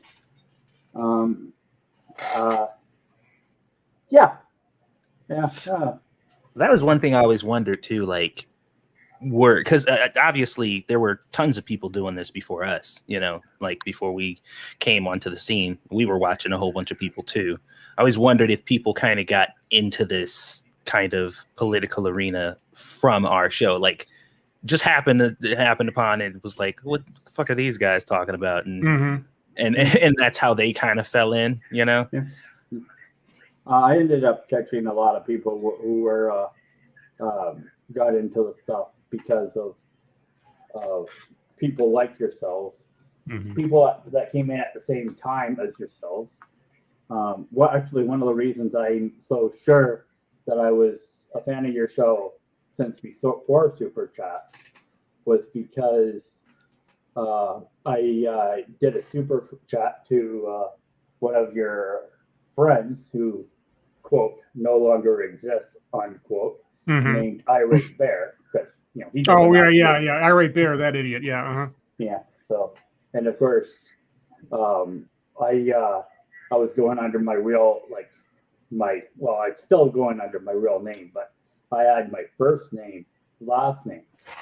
And of course, he said when I did my first super chat, he talked to me with my first name, with British accent. And nobody ever calls me, William, and everyone calls me Will. Well, you know how British people speak. Oh, I'm well aware. Yes, they're all incoherent. Yes. Well, no, like I was thinking, posh, Yes. and I know that he doesn't think himself posh, but he is. Considering that nobody actually ever talks to me in my real name, like full name, it sounded so weird that I went and changed my screen name. So, and then she's just like, I will never let that happen again. Yeah. And then I changed it again because my second screen name was properly punctuated. If you look at my screen name now, it's not properly punctuated. Well, my English major senses are going off then in that case. Yeah. Well, it's nothing major. It's just W.R. Kaufman without, the period. Because technically, that's the proper way to do it. All right. Well, hey, Emperor, I really appreciate you sticking with us all this time. And was there anything else you wanted to mention? No, I just wanted to come on. Thank you for the good times and to maybe share a few memories. I appreciate that. And, a couple indirectly related, but not direct. So sure thing. And looking forward to seeing you as we go forward with our other shows and projects. All right. All right. Okay. Goodbye. Right. Thank you very much. Yeah. Later. Next up, Rotten Corpse. Hello. Please don't stink up the place. I'll try. All right. How are you doing? That's too late. Oh, not so bad. Now, you've been around a long time as well. Yes, I've actually gotten to listen to you guys in several different states and a few different countries. Whoa. Oh, damn. Nice. As I was in the military, I just got out this year, so I was like, don't tell me I caused this, but I was officially out a few months ago, so no, I can't be the cause of this. No. First off, congratulations from getting through everything and getting. I'm presuming got out without a scratch. Hopefully. Oh yeah, all of my major scars and everything are from my own stupidity. As is most people in life, but yeah, that's good. So what's going on in your world? Oh, not so much. I just wanted to come on and say that I appreciate the fact that you guys have been a part of my life for a while. You caused me to have conversations with people I never expected to have. Some of it was my own folk. Some of it was my own parents. Mm-hmm. Nothing terrible. Thankfully. Okay, good. Yeah. Oh, no, there's nothing bad's ever come from you guys, really. I hate finding out that I initiated bad things happening, but so I appreciate it. Well, yeah, like that one person comes on, he's like, oh, by the way, yeah, you guys ruined my life. I have no connection to my family anymore because of the shit you guys talk about. Yeah, my wife left me, my dog ran away, my kids spit on me thanks to you. By the way, I love the show. No, for mine, if anything, it caused some different conversations that me and a few other people never expected to have, and actually either we got closer or it was just like, yep, that's about it. Well, now the important thing is, were they uncomfortable conversations? I was in the military. We had way too many of those. And the sad part is majority of those were just about work. Like, sure, we had some of the dirtiest, darkest conversations I've ever had in the smoke pit back when I still was a smoker, because I also quit smoking this year. Oh, well, gallows humor can get you through a whole lot of nasty stuff. It's true. Yeah, it's how I survived getting mortared. Hey, ugh. Yeah, well, thanks for that. No, you survived getting mortared. That's pretty bad. I mean, it was Afghanistan. That's just kind of what happens. It's the daily thing. Yeah, and now we're out of there forever. Yeah, we'll see. I'm still not quite sure. Yeah, we'll see how that goes. Hopefully so, because at some point it's like you can't perpetually hold their hand forever and spend our lives and our money on it may or may not be a lost cause. That's up to them. It's one of those things. It's like, are we everybody's babysitter or what? Yeah. But, well, hey, Rotten Corpse, thank you so much for sticking with us all this time. Appreciate you having me on. And like I said, we'll do this again on Thursday, so maybe you can come in the rotation then too. Maybe. Otherwise, I'll probably leave it for everyone else. To plug anything, I'm just going to plug your boy Pat's live stream channel, Your Boy Live. Mm-hmm. I've been on it a couple times. It's super fun to be a part of and even to watch. I missed it today because of trying to catch up on Monkey's stream and you guys' from last night, so I can't always catch live. But otherwise, keep doing great. I wish you all nothing but the best in the rest of your endeavors. Thank you so much, Corpse. And yeah, we'll still be kicking around here for a little while. So hope to see you on. And just before you leave, hey, why don't you say hi to your boy Pat? Hey, what's going on? What's up, Pat? Oh man, everything's all good. Like say, I'll take my leave so that way you guys can continue the rest of this. All right, thank you, Horse. Take care. Later. So, Pat. Patty, what up, Chief? Yeah, what's going on, y'all too, man? Like, now, see, I was getting ready to touch base with you to see if you wanted to come on as a full guest sometime next week, but I don't know what your schedule looks like. I know, like I said, my schedule just basically be wild, especially like working like early up in the mornings. But it's like, yes, have to let me know like earlier time, like on the day that you want me to come on, and I'll make sure that I'm going to be, my schedule is going to be totally empty to the fact where it's like, all right, I know I'm going to be on here right here, so I got to set everything up to make sure I make it. So what you need, like a couple days, a week in advance? What's up? Yeah, like a couple of days in advance, so I can make sure that nobody bugging me that day. Let's see. Next week, the day that I know we have stuff scheduled Tuesday and then Thursday. So Monday, Wednesday, or Friday, as of right now, is open. If you'd like to come on. Oh yeah, I could definitely do Friday. Okay. Well, then, unless something else comes up, we'll look forward to seeing you next Friday as a full guest. But hey, what's going on right now? At least, how you doing? Oh man, I've been doing good besides working and I'm just like listening to this right here. It's like, man, it's like I'm also one of those originators who watch this from the get go and things like that, man. Between you, Monkey, SDA, starting out and everything, and been through, been a part of a few streams myself. Also being a part of like your first year and first year anniversary. Seeing all the guests that you had on from Blair White to Kate Kennedy, and then also watching when Squishy's water actually broke on the that was never so gonna get past that one right there, man. Yeah, now I remember even before I was really doing YouTube stuff at full time, I remember ending up on streams with like Based Mama, and you'd be on there, and a whole bunch of people who aren't around anymore, but I remember your original avatar with your sort of split two-face thing going on, and I didn't know who you were at the time, and I thought that looks scary because I didn't understand anything about YouTube. But yeah, you're one of the old guard as far as things are concerned. So yeah, it's been quite the adventure, hasn't it? Oh yeah, it is. Like when you hear a whole entire thing right now, it's like watching your favorite show that you've been watching all this time. Like now having like its final season. It's like man, it's like I've been watching all this time, man. It's like you hate to see it go, but it's like it's been a fun ride along the way. Yep. I mean, like we said, there was never going to be a happy time to make the decision, and so best to give it a month and let things move out and just like I say, go away while they still want you around, so they don't hate you. So best time to do it, I think. Yeah, we were mulling over it for quite a while, trying to really figure out execution in time, and even if it was going to happen, because like I said, once we kind of got into our stride and me and Scribe were just kind of vibing, they were just like, yeah, this is cool, like we're good. And then eventually we're just like, yeah. Just time for a change. And then, like I say, I was talking to myself, as I am wont to do. I talk to myself from time to time.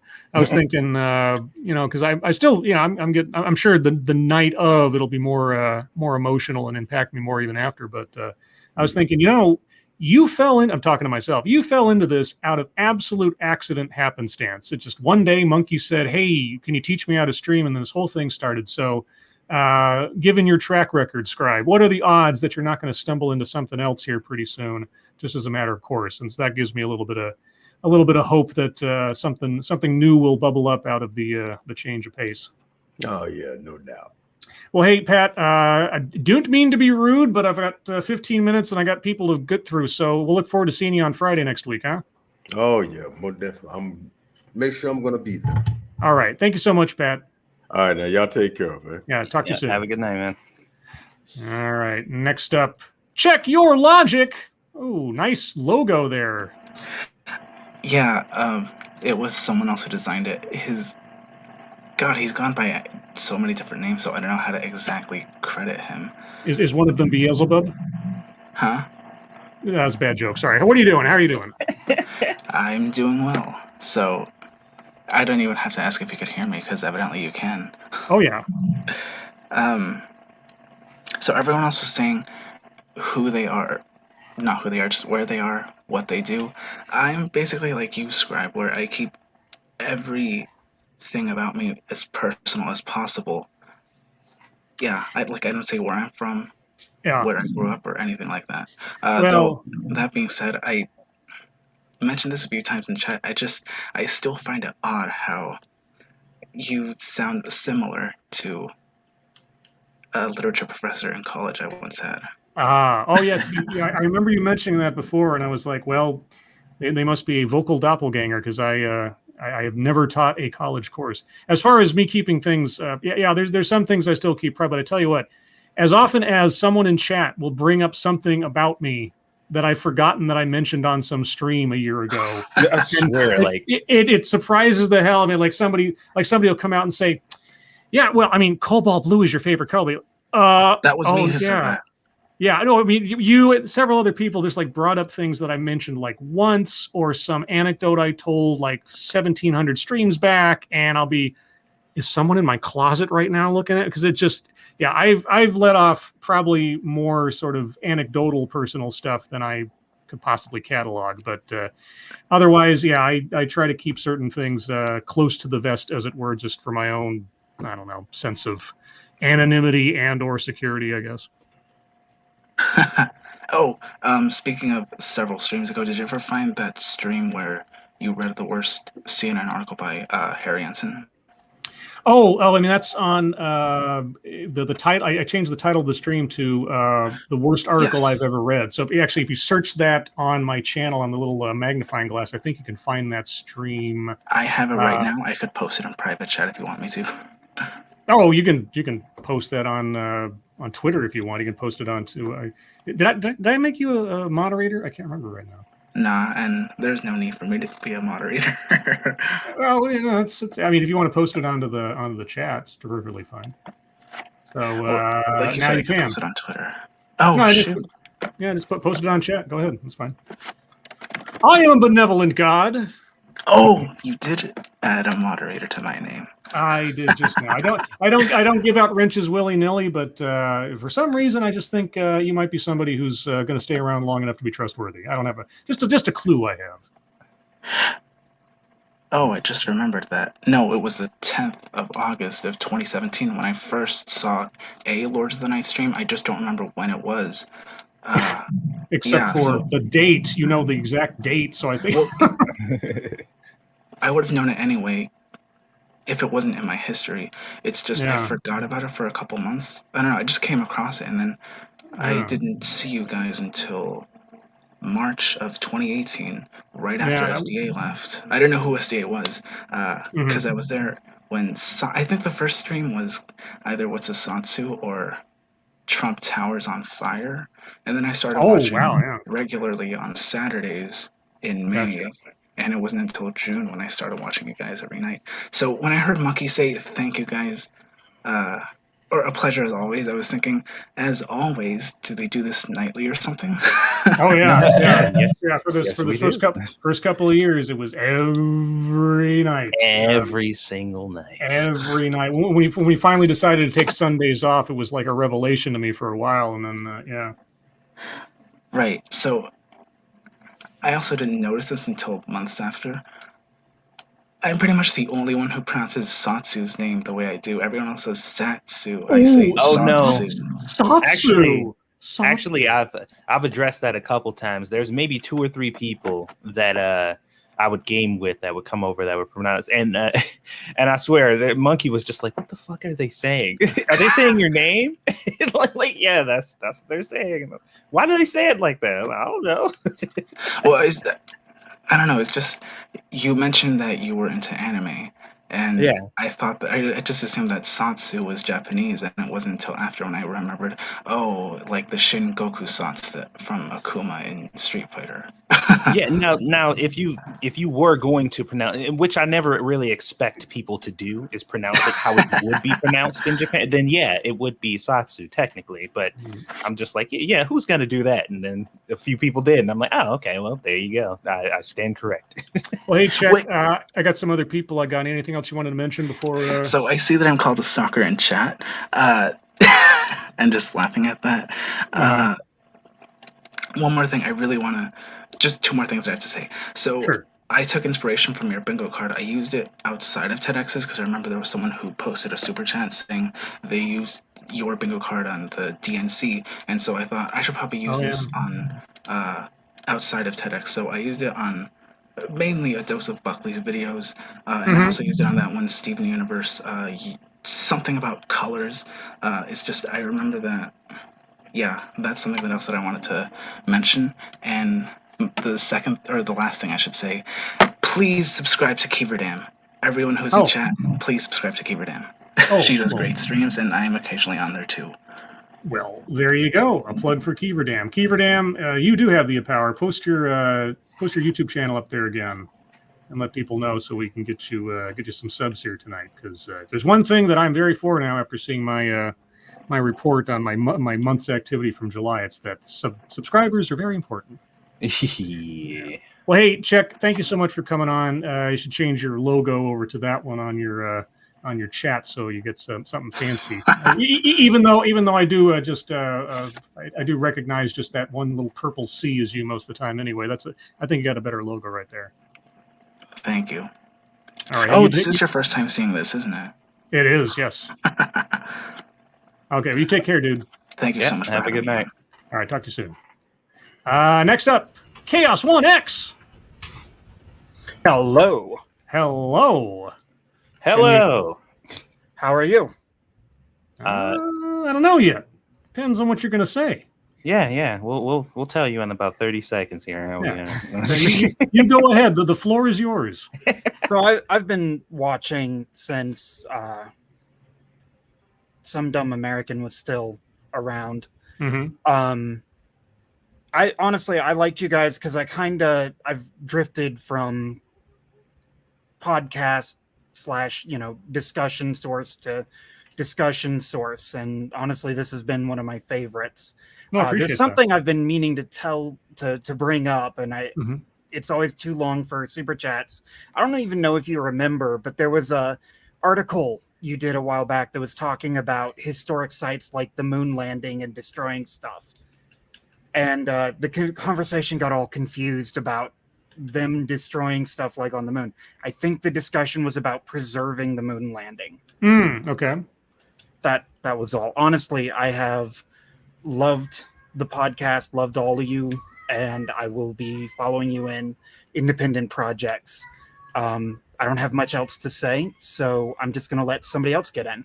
Oh, well, hey, thank you so much for sticking with us. I mean, your name is familiar to me for so long now, and I really appreciate it. I'm the one that dated 3 girls who broke up with me by coming out as lesbians, then considered moving to LA for another girl. And here most recently, my sister has told me if it wasn't for the fact I'm her only living family left, she'd do what her friends told her and drop me because my views are just that toxic.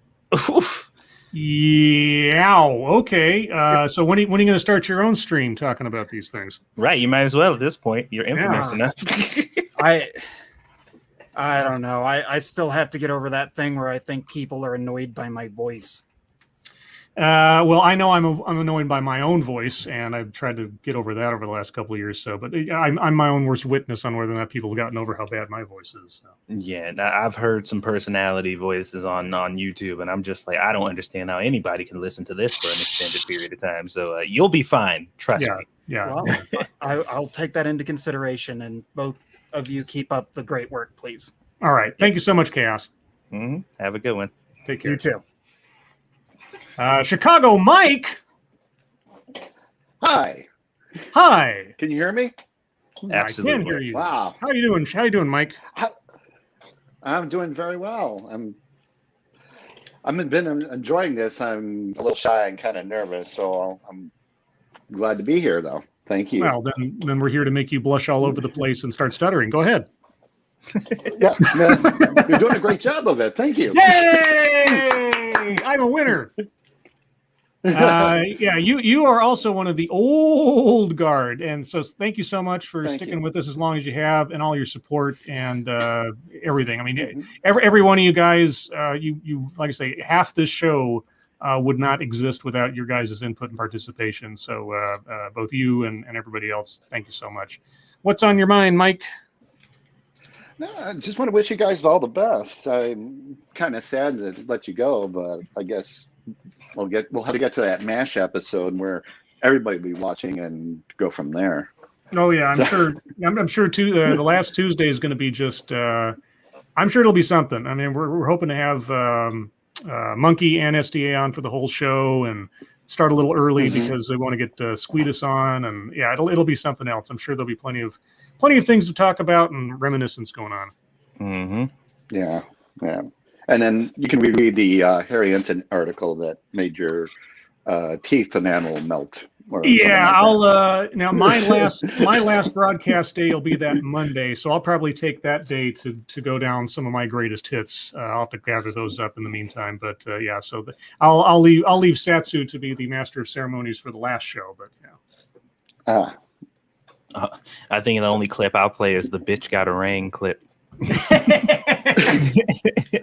Or for Satsu, he's got to do a full 16-hour episode. Oh yeah, we got to recreate the whole pregnancy episode. Yeah, we'll just like abandon Monkey here. I'll just all log out at once and just leave him here. He'll be so obligated to just keep it going. Just like old times. Like old times.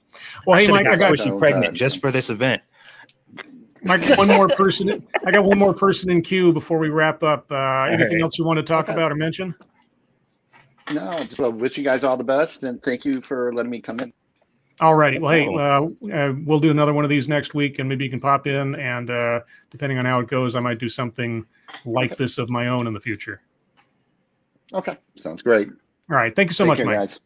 Bye-bye. Data Wasteland, do you talk in all caps? Yes, I do. Testosterone. I could have told you that. Yeah. How's it going, Data? Pretty good. Thank you for having me, and sure.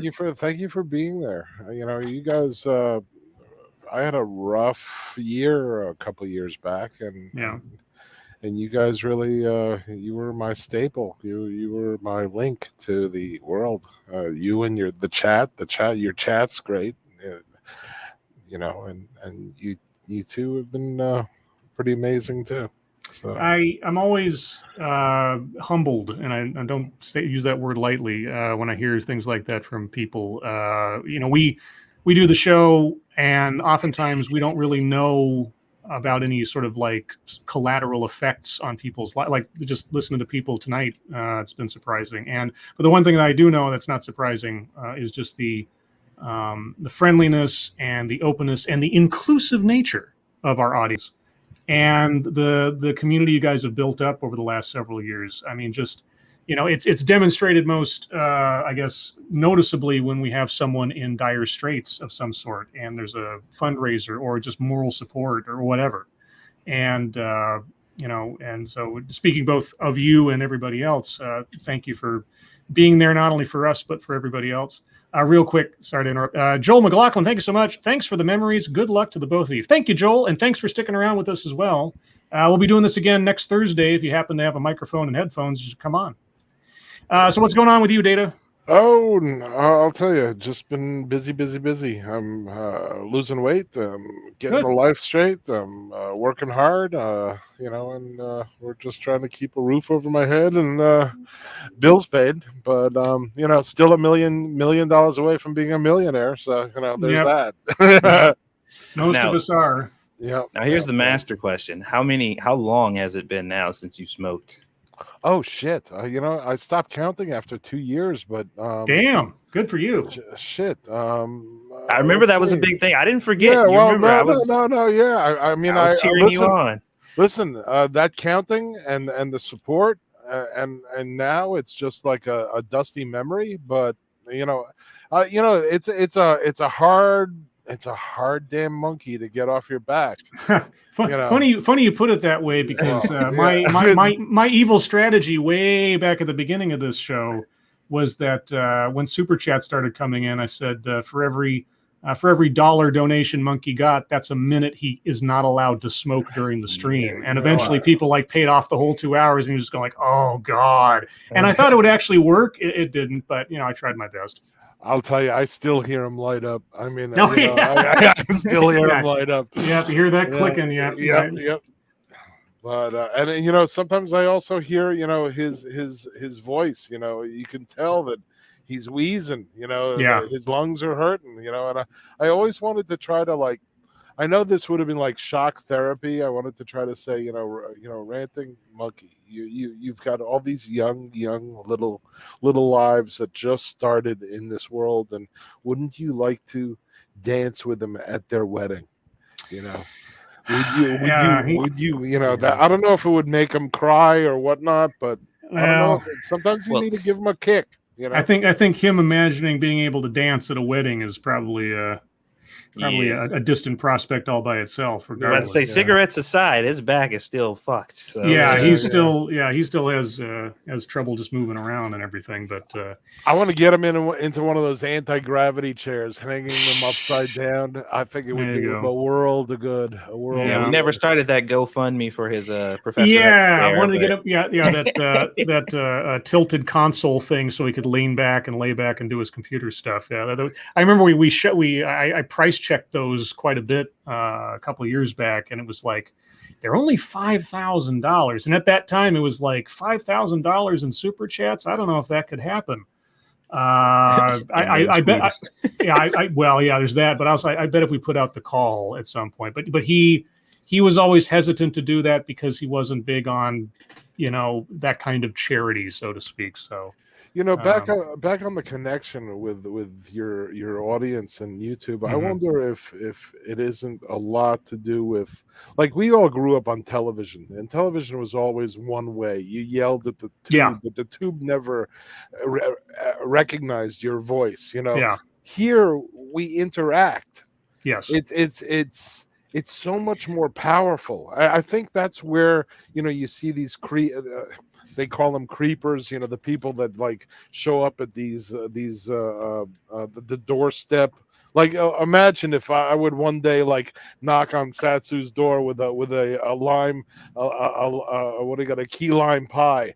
He would probably freak out. I mean, yes, I would take the pie, but I would freak out. Would freak out. Right? Real quick, thank you, Chaos1X. One of my last chances to do this. Always said I didn't get to pay for an ad, but thank you for all the entertainment as Lords of the Night. Thank you so much, Chaos. I really do appreciate that. And take care of yourself. Sounds like you've had a rough ride. And nice to see you around. But I would be at that door as a friend, but he would be freaked out because who the hell is this guy from 1,000 miles away handing me a goddamn pie? Yeah, I think the combination of effectively being a radio show with a television screen presence makes things a little bit different than the olden days. Yeah, and the sensation that you have a more familiar connection, especially with the interaction we have with chat and everything, exactly, is a big difference. Hey, Data, I hate to do this. We're at the top of the hour, and I gotta hit the bricks because I gotta be up at 4 a.m. for work. But hey, thank you so much for sticking with us all that time. You were certainly one of the more recognizable members of our audience, if for no other reason than your constant capital letters. Yes. Well, thank you very much, and I'll be happy to capitalize in your future endeavors. Thank you, Data. You have a good night. And check that Gmail. Talk to you later. Okay, I will. Thank you. Oh, I didn't mean to click that quickly. I'm sorry. That was reflex. Apologies, Data. Well, everyone, that brings us to just over the top of the hour and thus the end of the show. I think that went really well. I wasn't quite sure. I wasn't, P-Dog is more of a professional at that than I am. So I wasn't sure how that would work out. But I think we'll do this again next Thursday and hopefully have more of you guys on if you'd like. Sorry, I wasn't around for that earlier. No. Hey, Mama Satsu takes precedence. That's perfectly fine.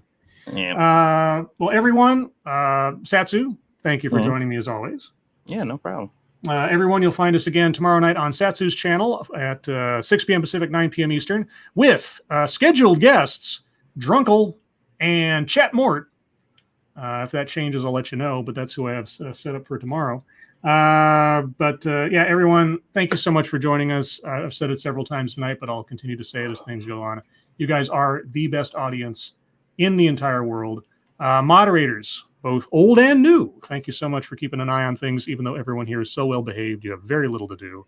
And everyone who donated, thank you so much for your generosity. I really do appreciate it. Again, Satsu, thank you for joining me. Mm-hmm. Everyone, your lives make us sad, and we will see you tomorrow. Bye, guys. As we close in on coming up on the last series of send-offs like this, take out my copy of Screw the Roses, Send Me the Thorns, The Romance and Sexual Sorcery of Sadomasochism.